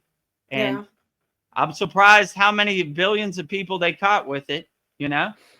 With it. But, you know, once they find something that works, they're probably going to run it again and then again and again. And again. It worked last time. Got a bunch of dum-dums to put a bunch of chemicals in their body, you know, it didn't help anything, but we got it, you know? So they're going to run the playbook on you. Just be ready for it. When you see the playbook, go, playbook, got you, you know? Got me the first time, but I'm ready for you now. Boy who cried wolf, right? Woof, woof, woof, woof, woof, woof. No woof, you know? So just be light on your feet and don't get attached to all this stuff. Realize the way people make money, corporations, big pharma, whatever, by convincing you, tricking your mind into thinking you need something you don't, right? When you just have the bare necessities, they can't really sell you anything. I got what I need, right? Well, you need to be on this pill for the rest of your life. No, thanks. I'm good. You know? So evaluate what you have and cut your expenses as low as possible, because who knows what the world has in store in 2026. It could be a rough one or it could be a smooth one. Who knows? Stay light on your feet. Pivot, change course, change directions. But one thing you know for sure, they don't care about us. That is for sure. They'll look for the opportunity to laugh at you and throw you under the bus. And it's disheartening because these people work for us. They're civil servants. They work for us, but they don't see it that way. They see us as slaves, sheep, whatever they call us, food eaters, you know? So don't give it to them. Break their plan, right? Don't use your own soul, your own discrimination to change course and see what's right. Don't listen to anybody out here, you know? Nobody.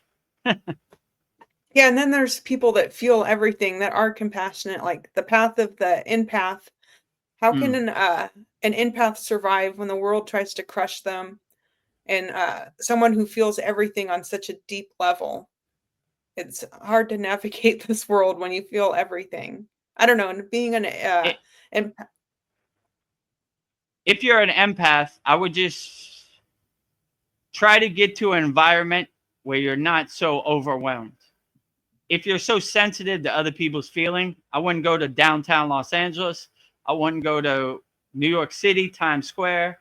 I wouldn't go to any big city. I would try to stay with a frequency and the environment is conducive to your sensitivity, right? Which is difficult, but you know, like being in this 3D Maya delusional chaotic world, being a sensitive, kind, loving being is overwhelming. I would just say detach as much as possible. Don't attach to anything, right? Look at the whole world as a comedy movie on the screen of life.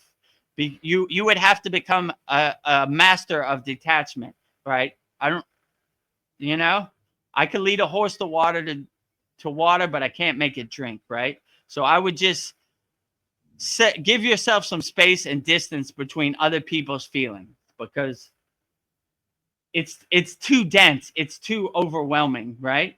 And most empaths are trying to help people and do the right thing, but it's a losing battle right out here, right? You can only help people that want to be helped. So I would focus your energy and try to detach from the Maya delusional world as much as possible. I mean, the ideal situation for an empath or a psychic or somebody who's clairvoyant would be in the forest or the Himalayan mountains, you know, away from Yeah. people, away from bad, lower instincts, lower vibrations. But some people don't have that opportunity.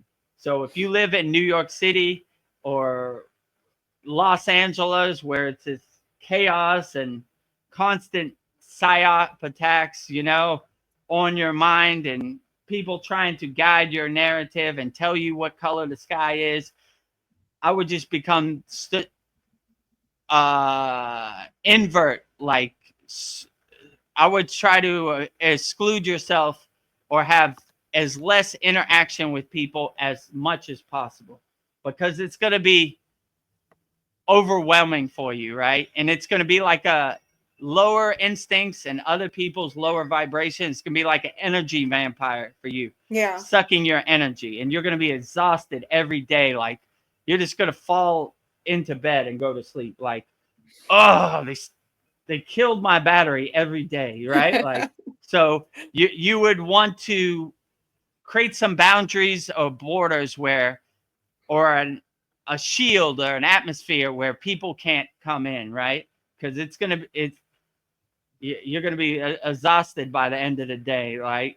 Trying to put out all these fires and help people that don't want to be helped. So I would just say, separate yourself and have as least amount of interactions with lower frequency beings as possible, because it's going to drain your battery very fast. Try to be around as much nature, as much prana, as much shakti, as much bodies of water as possible to recharge your battery. But yeah, definitely it's hard being an highly enlightened being, a highly aware being, a higher vibrational being out here, because it is tough. And Yeah. there's so many landmines and obstacles and blockages and walls, you know. But I would say, keep this affirmation in your pocket. We only talk to people that can hear what we say. So if people aren't ready to be better, just save your energy and find people who you can really uplift and help on the path, you know, because talking to people who aren't ready is almost like talking to a wall, you know. Only talk to people that can hear what you're saying, right? Yeah. So help people that really are grateful for help, not people who take help for granted, you know, or use your kindness as weakness to you. So definitely, but I have compassion for empathetic people out here Yes. and psychics, because even in my case, like when I go out in the world, it's just gross and dirty, and I was like, God, this energy stinks, you know, like, Yeah. all right, let me hurry up and You get can out of feel here, it. you know. What I gotta do? I gotta buy some food. I gotta do. All right, hurry up, quick, get back, you know, shield up, you know. And even me, I put up my Cavachum shield every day when I go out. Like, all right, here goes, you know. So putting up your shield, your protection mantra, you know, getting your mind right, understanding that these energy vampires are out here and they're going to attack you. Just have your shield ready up and waiting, you know, but they're out here for sure, for Vedagurudev included, you know. So I go through it too on a daily basis, you know.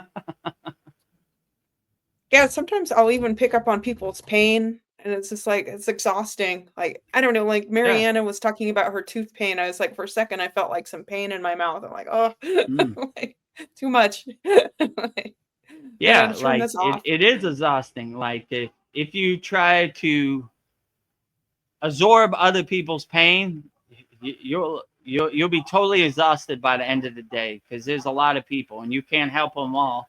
So you got to pick and choose your battles wisely, right? You know, if somebody isn't receptive to your healing, find somebody who is and grateful and gives gratitude for your healing.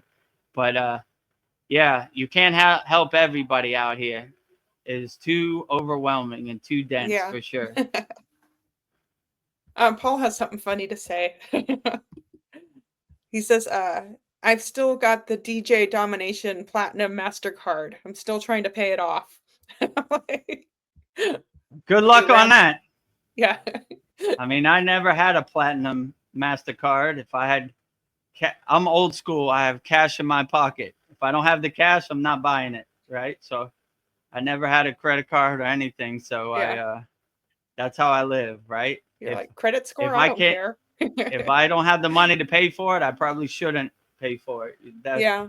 I'm old school. So yeah, I'm glad you have the platinum card, Paul. I hope you get it paid off. But yeah, there was never a DJ Domination Platinum card. my credit score is probably the super million -0 right now, you know? Like Like, you he probably does not never even exist. seen a credit score. It doesn't exist. I'm a ghost in the system. I like it that way, you know? Oh, Sandy says, so true. I lived and worked for years in a big city, Toronto. Very draining. Hmm. Last few years, I'm leaving in a less populated city around lots of nature. Living. Yes, that sounds Yeah, much very better. great. I mean, you could see the night and day difference, you know? Like when I go to a big city, it just feels so dense and chaotic and overwhelming to me, right? When I go in nature, I feel like home, right? Like, yes, you know, that's why a lot of these yogis, no matter what, they don't want to go to New Delhi. That's probably the first question. Like, yeah, we want to fly you to the city. Where do I fly out of? New Delhi? No, thanks. You No, know? thank you. No, I don't want to go. You know, all these cleansing techniques that we have in our school, these pranayamas, are because yogis had to go to these polluted places in India, right? And that's how they clear themselves out, right? They clear all the junk out, all the soot, the pollution. So, yeah, I agree with you. The noise. You ever go to a big city in India? Anytime a car passes another car, they honk. So imagine 1 billion people honking at once. It's like, I was like, you know. Ah. But my guru did say, if you could master meditation in New Delhi, then you can master it anywhere because it's, you know, there's so many distractions. It's so chaotic that it takes some real mastery to overcome and meditate in the center of New Delhi for sure. So I don't know. I might have a good Paul question, but what is this obsession with the snakes and reptiles in India? I see it in the statues, the books, the architecture.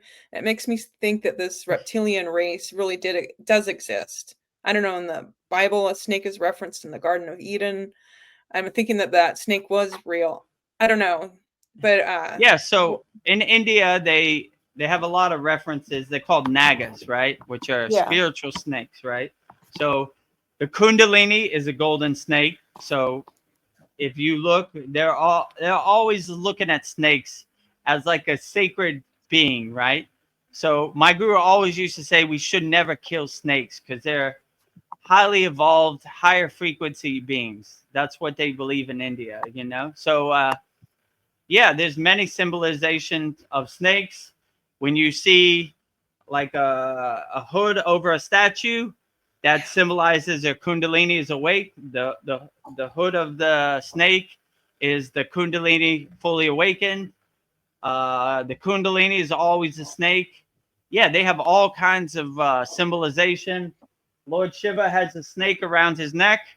You know, there's all kinds of snakes for sure everywhere. Like In Hindu Vedic tradition, snake is a highly evolved being, right? So they always have snakes in a lot of stuff and a lot of scriptures. I don't think it's because the alien reptilian race. It's more their tradition of snake, of Okay. worshiping the snake, and the snake is a sacred being. So you always see the naga all the time, right? On all kinds of statues, everywhere, and it's seen as probably the most highest animal because it's around the highest deity, Lord Shiva, right? So around his neck. So they always honor snakes. And I guess their reasoning is if a snake is around Lord Shiva's neck, then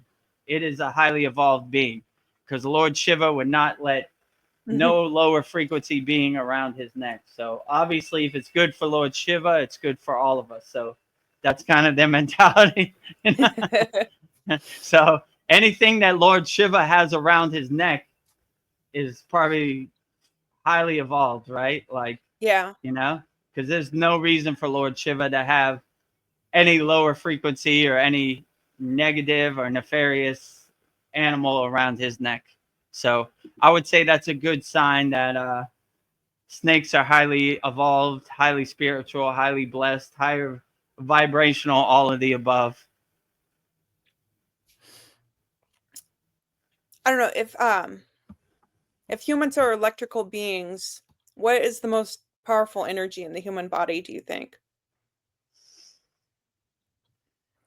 So they would say the most highest electricity in the body is called what's called tejas, right? So basically, Ojas is the highest spiritual nectar, right? And you need the electricity from Tejas to shock the Ojas and activate the Ojas, right? So I would say Tejas is probably the highest electricity, but they're all highly evolved electricity and power and energy in your body. Your Shakti in your body, your prana in your body, Yeah. your inner divinity, like all this, when it comes together like pieces of the puzzle, it just creates like a spiritual nuclear power plant, right? Like everything is working together in conjunction and stacking on top of each other, and it just comes together, and you just become a spiritual nuclear power plant, like Mount Kailash, radiating the divine signal 24 hours a day. So when you have that electricity of Tejas, it kind of activates and kind of jumpstarts your inner energy in your car, and the possibilities are limitless, right? But there's all these subtle energies, chakra energies, Shakti energy, prana energy, pranayama energy.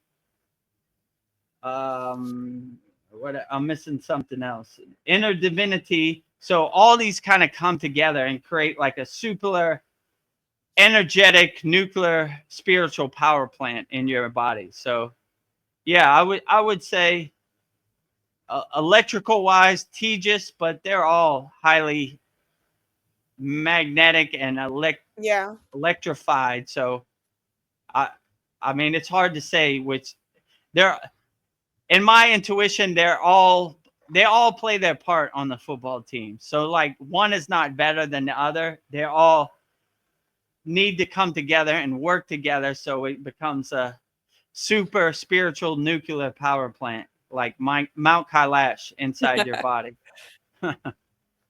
Yeah, I was thinking if we could master our bodies, I don't know, you think we could transfer our energy to another body like a battery. I don't know, to help someone, I guess someone jumpstart someone, so to speak. I don't know, we have the power to heal others if we master it. I don't I You talk about that with the yogis, but we just Yeah, have to true. know. Like we transmute Shakti path. We transmute our energy, our healing energy, to jumpstart other people's car and awaken them to the spiritual path, like open the curtain that's been the veil of their life, their whole life, like kind of jumpstart them. And Yeah. my guru made a process of doing this with me, doing this with the chakra, sharing energy back and forth. So yeah, it's a beautiful process. But yeah, some people are so blinded by the Maya delusional world and so lost in the sauce. They need that Shakti path jumpstart, right? Touching your third eye. Oh, Yeah. yeah. Ooh, ooh. I mean, me included. I definitely needed that for sure. Yeah. Right. So I definitely needed that jumpstart, that Shakti path energy for me to get on this Kriya yoga path. So yeah, I would definitely wish everybody to get jump started on the Kriya yoga path. Yeah. So let's get to work. Let's do that inner work. Whichever one works best for you on the screen, do it. And Do. if you want me to give you Shakti path, join our Kriya yoga masterclass, and I'll definitely shock you into the path, like my guru did or Babaji did to me. Right, playing it forward. So I've been like, why am I here? I was thinking like, maybe the journey of this life is just for my only job is to break free. I don't know, to escape this prison planet. I was thinking maybe this is a great opportunity. I don't know, to like to be figure out, to break free. I want to know what this game is I'm playing so I can be part of the solution. Or maybe the reason I'm here, I don't know, is I'm just here to love. I don't know. I'm just trying to figure out how to get out of here. Like, Well, the problem is if you knew the game, then you yeah, would play the game different. That's why you get the memory wipe, right? yeah, Because if you really knew your true potential and you knew what the game was, then you would play it different, or you wouldn't play at all. You would just throw up your hands and I don't know, throw the chessboard yeah, up, right? Like I don't want nothing to do with this. I get my football and go home, yeah, like, I don't want to play this game no more. So that's kind of the construct that it has, where you can never know the game because you wouldn't play it to your full potential. But I would just say, instead of trying to suppress it and not play the game, I would just play the game as best as you can, by being the best person you can, by being the most loving person you can, by being the most kind, compassionate person you can, and just see where it takes you. I mean, I know this 3D physical world is overwhelming, and there are a lot of questions why. Like, why does it have to be this way? Why does there have to be so much harm and murder and war? And why can't we just live in a blissful heaven place? But I mean, these are questions that are above my pay grade. Like, I don't have the answers. I don't know why either. I'm trying to figure it out myself. So, but I would just say, in my intuition and my darshan, I would just say, you could never go wrong being the best loving person, helpful person, kind person, compassionate person. And this Maya delusional world is going to be the way it's going to be. It's not going to adjust to you. It's not going to change for you. You just have to change and adjust to it, and take it on the chin and be like, all right, whatever, I guess time to dance. Well, yeah, that's not favorable to me. I don't really feel good. My body doesn't feel good today, but I'm going to take it on the chin and I'm going to just dance with it, and I'm not going to give up, and I'm going to keep going. It's not, when you realize the 3D Maya delusional, chaotic, distracting world isn't going to happen the way you want it to happen. You have to adjust to it, and you have to change to it. So when you see it's not going to happen the way you want it to happen, you really don't have no expectations. Like, well, that's what the Maya delusional world does. yeah, That's it's going to try to mess me up. It's trying to get under my skin. It's going to try to steal my attention. It's going to try to hook me to its narrative. I see the pieces on the chessboard, so I just move accordingly. I know there's a Wizard of Oz behind the curtain, and I just stay out of that situation. Don't get attached to anything. Just be free, and don't let other people's perception become your perception. And this probably guide you greatly.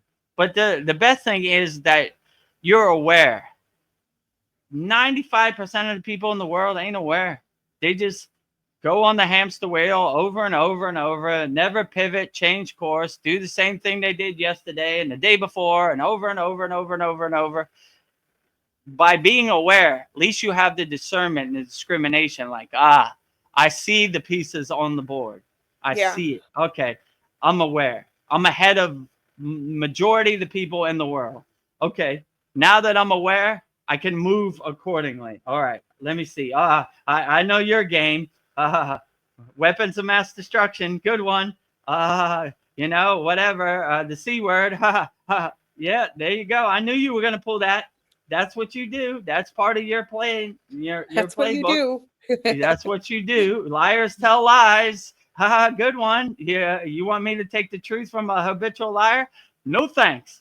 I got your game. I see your strategy. Okay, I got it. Let me navigate, through this crazy 3D Maya delusional video game. Oh, wait a minute. Oh, over there. Oh, almost got me, So it's crazy out here, and you just got to have your head on a swivel and be light on your toes and be ready to pivot and change course no matter what happens. But this one thing I learned, trying to control this 3D Maya delusional world is a waste of time. It's going to happen the way it's going to happen, and you can't control anything that's going to happen. So you shouldn't have any expectations. Nothing should surprise you, right? Like, what surprises you, Vedagurudev? Nothing. This crazy Wizard of Oz is going to do some crazy stuff tomorrow and the next day and over and over and over. When isn't he going to tell a lie? That's what I want to know. Him telling a lie is another day at the office, Yeah. When haven't they told a lie? That's what I really want to know. Probably never, That's what liars do. Liars tell lies. So when you have that kind of discrimination and discernment, you see the 3D pieces on the chessboard and you say, got it. I got you. All right. Yeah. I see your game. I know your strategy. All right. Not going to sink my battleship today, Yeah. Just have that detachment, that discernment, that detached witness, and that detached discernment witness, right? Like, create some space between you and the narrative. Like, don't try to be in their movie. Don't try to be in their box. Just try to witness it. Like, look at this. Don't try to change the end of the movie. Don't try to make sense of the movie. Just watch the pictures go by. This movie. All right, here comes this episode of Seinfeld. Kramer's going to come through the door, and the mailman's going to come, and maybe you get lucky. We'll see the soup Nazi, but another day at the office. So when you have that detached witness, that space, that distance between you and the narrative, it has less impact, but it's still there, It's always trying to steal your attention and get under your skin and dance around or get you angry or boil your blood, whatever, Yeah. That's just part of it. So instead of suppressing it or asking why, I just roll with the punches and try to play the video game as best as I can and see where it takes me. I'm stretching my feet 1 second. Yeah, stretch your feet. How long have we been on here now? 3 hours and 23 minutes. So we'll probably wrap it up soon. Yeah, I guess we'll wrap it up. So any last minute questions on YouTube, put them in the YouTube chat. Yeah. Answer them wholeheartedly. I don't know. I was listening to what you were saying and I was thinking like, I don't know, live in the present moment. Don't get stressed over time. There's more time than life. Like, just make the most of it. Yeah, And definitely just make the most of it. Don't stress about it because you can't control it anyway. It's going to happen the way it happens. And stressing about something you can't control is a waste of time. Save your energy, do your inner work, focus on things you can control, not on things you can't control. And just, yeah, be the best person you could be and just become the detached witness and just watch the Maya delusional world on the stage of the universe and be like, yeah, what can you do? Like, don't get attached to it. Don't let it upset you. Just let it pass. The detached yeah. witness. Well, that was interesting, but what can I do about it? Auto pen is going to be auto penning. I, my friend used to say the math is not mathing. So same thing, right? Mapping. I don't make can't make sense out of any of this stuff, right? None of this is making sense. None of this adds up. None of this is certain. Just try to navigate it as best as you can, but I have compassion for people out there because I know it's overwhelming and none of this makes sense. And who can make sense of it? It just try to be the best person you could be in the present moment. If life deals you a pair of twos, play as best with those pair of twos as you can. Who knows? You might win the poker game at the end of the night. So whatever cards life deals you, play the best you can with those cards. But yeah, it's overwhelming and it's very disappointing and frustrating out here for sure. Vedagurudev included. A lot of things aren't happening the way I would like them to happen, but so is the way of life. Nothing is going to happen the way you want it to happen. People definitely ain't going to happen the way you want them to happen.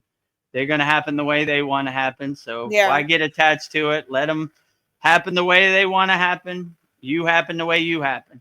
My favorite thing is people want to have the freedom to make their own choices and do their own thing, but they want to make the choices for you, right?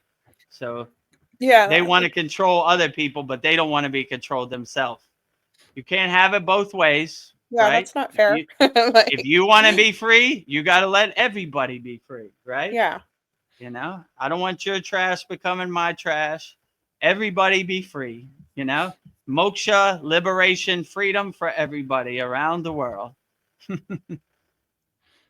Well, I know we get this mind wipe, but I was thinking like maybe if we pay attention, the answers do come to us. Like life is speaking to us through coincidences, synchronicities. Um, I don't know, like through our dreams, a song lyric, a stranger says the exact thing we need to hear. Maybe there is a way to remember. We just have to pay attention. But not many people are paying attention. But I don't know. I think there are clues. We just have to like pay attention. Yeah, definitely. All the kriyas and all the practices we do are the goal is to heighten our awareness, heighten our discrimination, heighten our detachment. So when you do become aware, then you become more sensitive to these things, right? You become Yeah. more aware of these things out here, So that's the goal of Kriya Yoga, for you to clear out all the blockages, rise out of the pit of despair, the root chakra, and go up to the spiritual chakras, the heart chakra, the throat chakra, the eyebrow chakra, the crown chakra, and clear out all the junk in your basement and align yourself so you do get the answers. Like when you have a clear connection, like the pillar of light to the astral plane or the Akashic records or whatever you want to call it, the answers do come to you and they're waiting for you. They're readily available to come to you. So most people don't get the answers because they have so much blockages, so much trash and obstacles and resistance in their body, and it's just a mess. I know that was my case when I started. So we start the spiritual process of cleansing and purifying your body so you do have a clear connection. And once you have a clear connection and you open your crown chakra and you welcome you open the great gates of your crown and the pillar of light hits your crown, then these answers are readily available. They just come to you, you know? So you really don't have to do anything. I think in my intuition, most spirit guides and most enlightened beings are waiting for you to do the inner work so they can communicate with you. My guru used to say the lowest an a highly astral being or a spiritually enlightened being could come is to your crown chakra. So that's why we're bringing all of our energy constantly up to our crown chakra. So if a darshan is coming or necessary, we've done all the inner work, we've cleared out all the junk, we kept our ashram clean, so we do get the signal, you know, we do get the message, right? It's like, it's not like a staticky symbol on the radio dial. It's like, what? It's like a clear signal, right? No static, right? So in Kriya Yoga, we're clearing out all the static. So we have a direct pillar of light to whatever message is being sent or whatever confirmation is being sent. So if you've done the inner work, that message probably would come in meditation. If you need to do some more work, it'd probably come in dreams. And if you're really blocked up and everything, you probably wouldn't get any message, you know? So it would be too staticky to hear. So do your inner work so you could hear the message clear. That's probably my best suggestion. But yeah, they are sending spiritual insights on the path. It's up to us to clear the signal so we get it. Yeah. You know? So I would say they're constantly sending messages, but I like to say I'm 2 years behind Babaji, right? So I'm catching up to Babaji, you know, like wait a minute, what happened? What? So I'm trying to clear the signal as much as possible so I get a clearer signal, you know? But it's a house under construction, it's a work under progress. So, you know, you're constantly trying to clear out the distractions and take your 2 industrial sized trash bags out to the curb. But it's a lot, you know? So Yeah.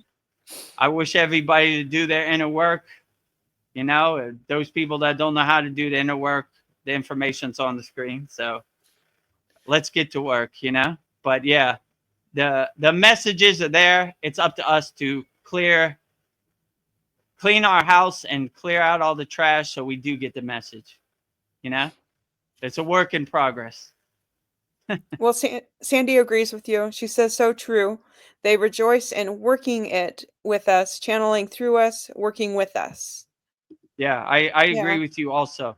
They do. They're waiting for us to get the message and raise our awareness and clear the path. So they are, in my intuition, any darshan I've got, they've been very happy that I've done the inner work to clear that path, right? Like, what took you so long, Vedagurudev? You're having too much fun in that crazy Maya delusional world. Yeah, I know, but I'm here now. Let's get to work. What's the message, you know? Like, so they're like waiting for you to catch up, you know? So I'm trying my best to catch up, you know? So Yes. to clear the signal so they have a direct connection so the pillar of light can hit the crown of your head, you know? It's a work in progress.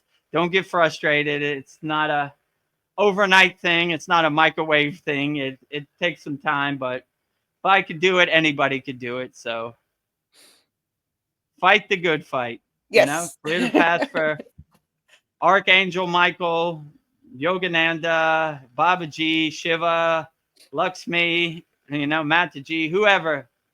They're waiting to visit you. Clean your house and have some tea with a ascended master. Meeting on your crown chakra. Well, I have a question that Arjuna asked Krishna. Actually, I would ask you that too. I don't know. It's something I struggle with. Arjuna says, I'm very grateful to you, Krishna, but how will the common person grasp you, understand you, and realize you?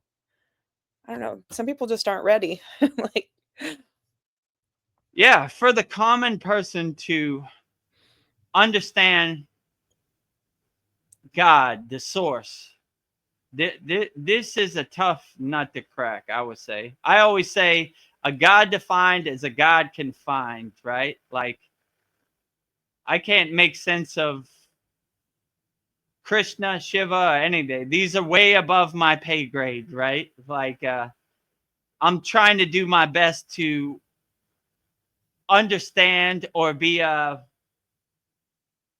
spark off to their big divine sun, just a little spark. So just trying to understand God is, like I said, a God defined is God confined. So I would just say, try to do your inner work as best as you can, and the answers will come to you. Like I just said before, if you clear out your all do your inner work and clear out all your blockages, then the answers will be more readily available, I would definitely say. But I kind of stopped trying to understand God because it's beyond my comprehension. It's beyond my definition of God. It's too overwhelming. So I have enough work to do inside me as me. I have enough on my plate inside me as me. So trying to understand the, how can I say, the source of the universe is, whew, man, I don't think I got enough energy in my daily battery to even contemplate that for a little while. So yeah, I would just say, do your inner work, be as best as you can, and when God is ready, God will give you messages in darshan. So I would just clean your house as much as you can and stay ready so you don't have to get ready. Because it was kind of conveyed to me that God is super busy, right? Let's say it like that. Who knows where God is and what God is doing? So in my intuition, God would send an ambassador, a messenger, like an archangel or a spirit guide or whatever you resonate with the most, in that kind of form, as a spark of God. Because God overwhelming, understanding God, whew, man, way beyond my comprehension. So they would basically say that do your inner work, do the best you can, try to navigate this Maya delusional world as best as you can, and focus on your inner work, on things you can control. You can control stuff you really can't control, like what the source does or what he's thinking. It's beyond your comprehension. So I would just do the best you can.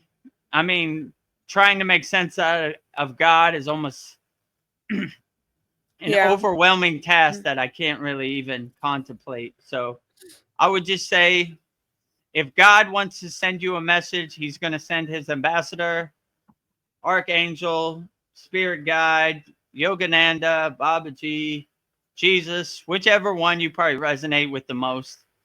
And one thing you got to realize, that these highly evolved astrological beings, enlightened beings, they're on a different time frame. They're in a different dimension. So what might be an hour for us might be half a second for them. So it's hard for them to interact because we're on two different dimensions, right?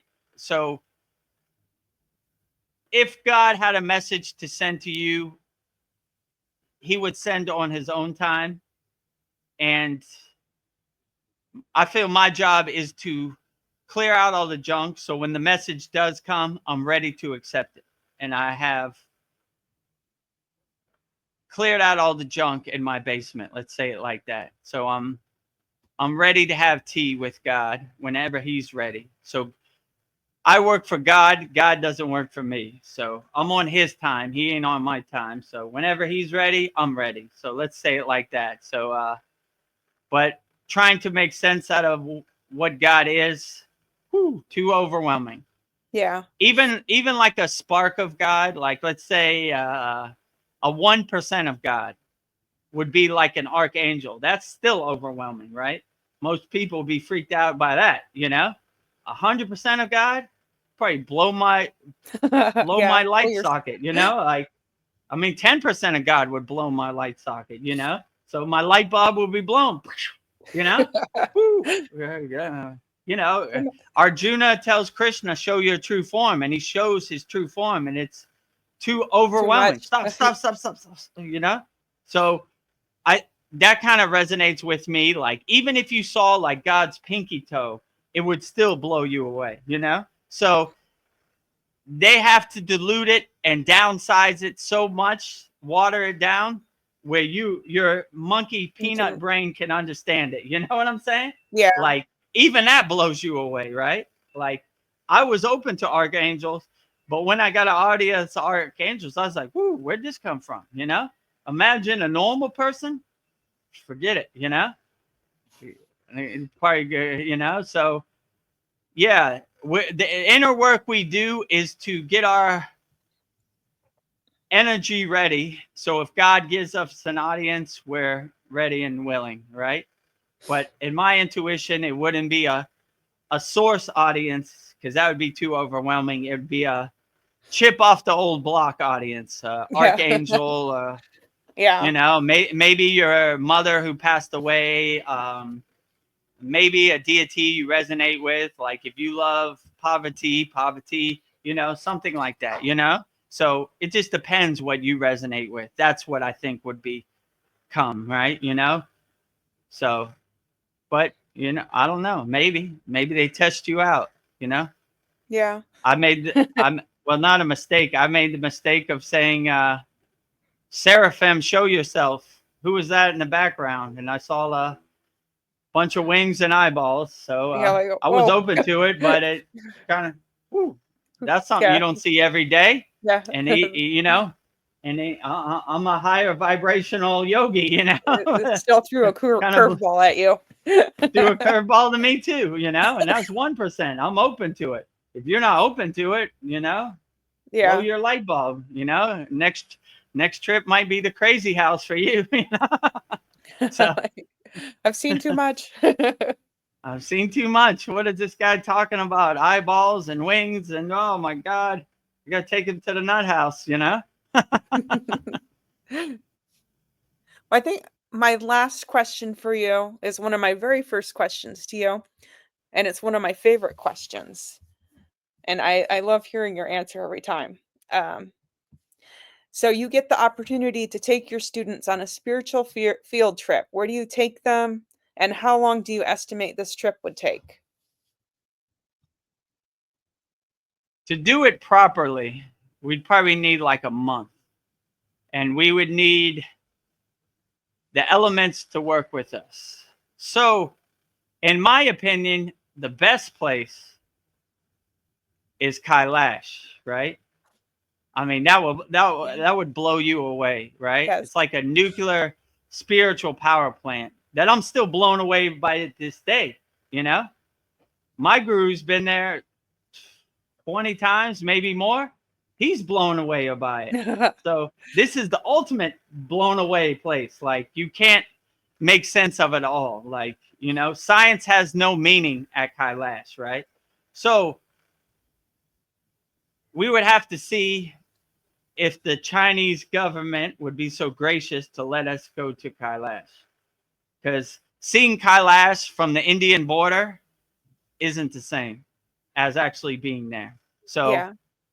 I would hope for that blessing to actually see Kailash and stand on Kailash and go up to the lake in Kailash.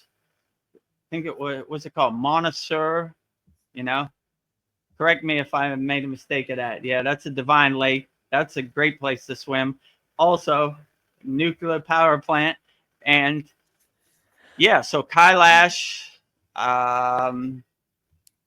if we're lucky, if the elements agree with us, go to Satupan Lake, the abode of Babaji, go to all these Himalayan temples, Barinat, uh, all temples. I mean, there's millions. Like you can't.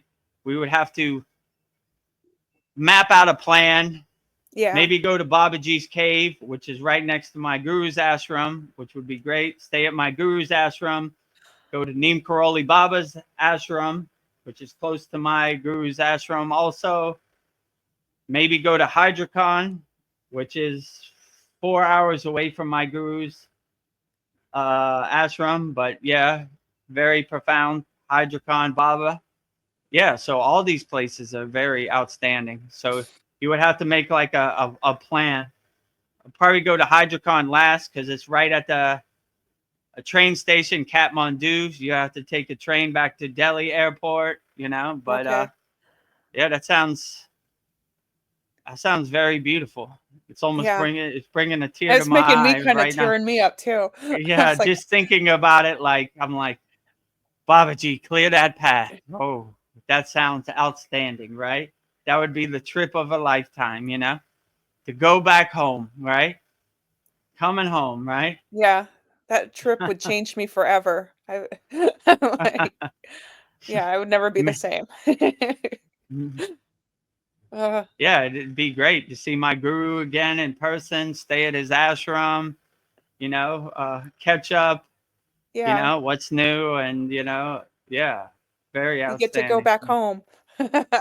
I would probably ask my guru. My guru would know best too, you know, Yeah, like he has the insight and the darshan to be like, all right, we're here for a month. What do you recommend the most to go to, and what would you like to go to, you know?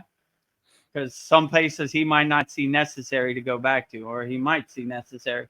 So, what would you recommend? You know, a blow your socks off pilgrimage yatra. yeah. Maybe he could come and Ved Mooney. That'd be fun. Yeah, that'd be good if Ved Mooney Yeah. came. You know, I talk to my guru first, right? Leave Ved Mooney in Brazil. Let him sleep in But your you know, tent. I don't know. Maybe you know, he would take. Uh, Yeah, we would have to organize like they call porters, which is basically oh yeah, Sherpas. They carry the tent, they cook the food, they make the fire, you know, this type of stuff, you know. So they go ahead of you, and by the time you get there, the tent and everything is already set up. They are Sherpas, like they're Nepalese, right? So they're mountain men. They're good at this, right? This yeah. is this is their playground. They have no problem, you know. So Oh, yeah, yeah, it well, sounds clear the very path. Let's blissful, do and it. clear the path. Yes. And if, Oh, right as that they, happened, a gust of wind from Lord Shiva comes and that knocks is down both crazy. all in one. All right, the We knocked path their is socks off. cleared. We're waiting for you at Mount Kailash, Vedagurudev. So Babaji, it was too overwhelming. Oh, Vedgurudev's Yeah, coming back home. He fell over. Now they heard we're all coming. Babaji, Mataji, and my yeah. certificate fall down. Oh, Vedgurudev. High aspirations, right? Coming back to the Himalayan mountains. Yeah, don't you know the Chinese? That's in China territory, Mount Kailash. Yeah, but clear that path, you know, how you did Yeah. so graciously last time. You convinced the Indian government to give me a waiver that I Yes. wasn't gonna die. They could have said no, but Babaji cleared the path. So Yeah. maybe that energy is way overwhelming for Babaji, Mataji, and my certificate. Like, oh, Oh, this is going to take a Sandy. lot of energy, a Yeah. lot of convincing to government officials and Chinese government or whatever, you know. Well, Sandy So says the we'll path see. is cleared. The path is cleared. That gust of wind just cleared it all away. Yes. Woo, clearing the path. Well, shall we do our closing mantras and or unless you Yeah, want to let me. fix that? Yeah, I'm gonna fix everything. Yeah. Fix Mataji. Oh, that was crazy that it happened all at the same time. Like, A super gust of wind right there, right? It's usually just Babaji. Mataji fell too. That wind is powerful. Well, they're probably going to come on our trip too. Mataji and Babaji.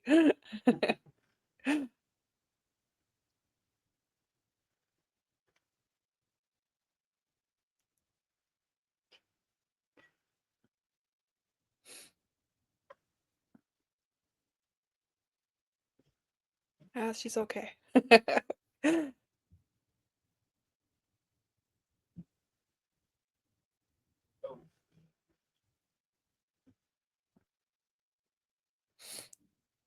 Looks like Mataji's giving him some trouble. Like, Stay down, Vedagurudev. Stay down. All right. Okay. oh. Darren Carter, he just popped on. He says, love to you guys. Thank you. Thank you, Darren Carter. Love to you, Darren Carter, too. Yeah, we'll send you this in the school to watch back. It was a pretty profound one. Yeah, it was lots of ups and downs, peaks and valleys in this one. Peaks and valleys. Yeah, our original StreamYard link didn't work. It was corrupt for some reason, so we had to adjust and do it again. So we were 20 minutes late, but no yogi or yogini left behind. Still moving. Yeah. Better than ever. Better than ever. Yes. Well, it's been a great satsang. We covered a lot of great topics. I feel delirious with happiness. Outstanding. Me too.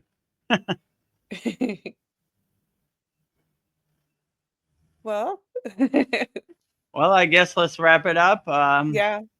For all those people that haven't subscribed, we need 50 more subscribers. Then we'll be over our mark of 1,000 subscribers. So make sure you support the movement, support our Kriya Yoga School family, subscribe to @Vedagurudev YouTube channel. And when you subscribe, there's a profound video from the Soul Talks where I turn into a light beam. So worth the price of admission. Yeah. And then yeah, discover the secrets of Kriya Yoga, 100% free, no pressure. Go to freekriyayogamasterclass.com. We have over 600 like-minded Kriya yogis and yoginis from all around the world. So we have some good beginner mini courses to get you on the path, give you some tools to start practicing Kriya Yoga. And when you feel ready at your own pace and your own divine timing, master the supreme science of Kriya Yoga, go to kriyayogamasterclass.com. And I will coach you and guide you and be your guru, whatever you need, answer all your questions, and you'll join our very interactive, loving community. Me, Veronica, Paul, Mariana, Kyle, Tony, Sasan. We have over 50 members, so very interactive and answer all your questions wholeheartedly. So with that said, we'll wrap up our very interactive, Yes. technical difficulty filled August 13th, Vedgurudev's live Kriya Yoga Q&A satsang. And we'll wrap this one up the same way we wrap all of them up. Also, don't forget, every Sunday, 9 p.m. Eastern Standard Time, we have a Soul Talks live on the Thailand beach. We usually go 3 hours. We do this satsang every Wednesday, 9 p.m. Eastern Standard Time. We usually go 3 to 4 hours. We have every Monday, Mantra Monday, which we have a Babaji quote up there right now. You know, Babaji's Mula Mantra. We also have daily Babaji quotes every day, and we have daily satsang edits, like excerpts from the Soul Talks and the satsangs. We have a very interactive community in our free Kriya Yoga School and our paid Kriya Yoga School. So choose what works best for you. So we will go out with Babaji's Mula mantra. Babaji's Mula mantra is Om Kriya Babaji Nama Om. So if you ever have any problems and you want to call upon Babaji, call on Babaji using Babaji's Mula mantra. And Veronica will say it so beautifully right now. Om Kriya Babaji Nama Om. Om Kriya Babaji Namo.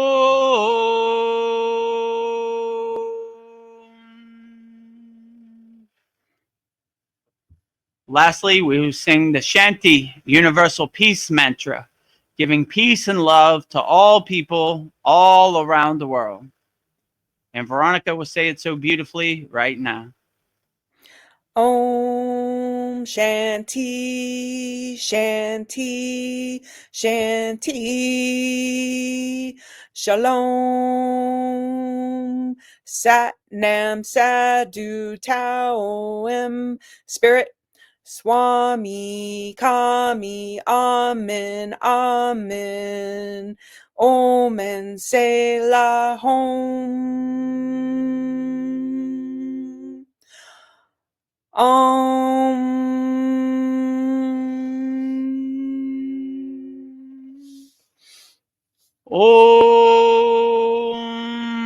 Shanti Shanti Shanti Shalom Sat Nam Sadhu Tao Am Om Spirit Swami Kami Amen Amen Om and Selah Home.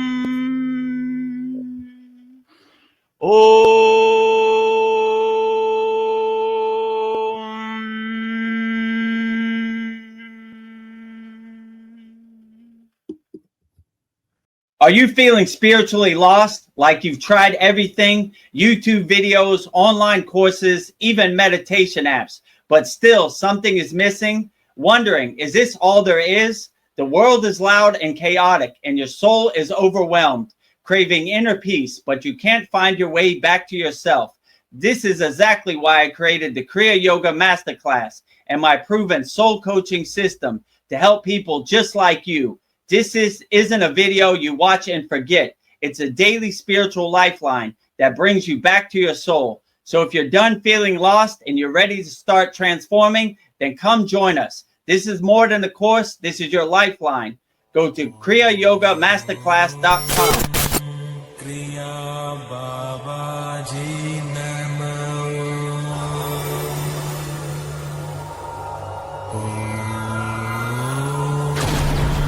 Kriya Babaji Namo.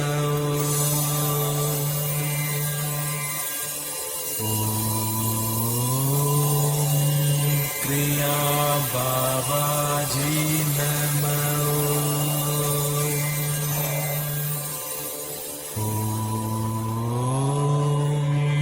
Kriya Babaji Namo.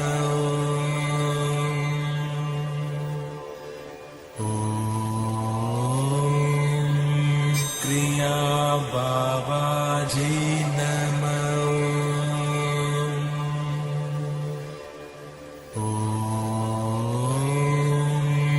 Kriya Babaji Namo.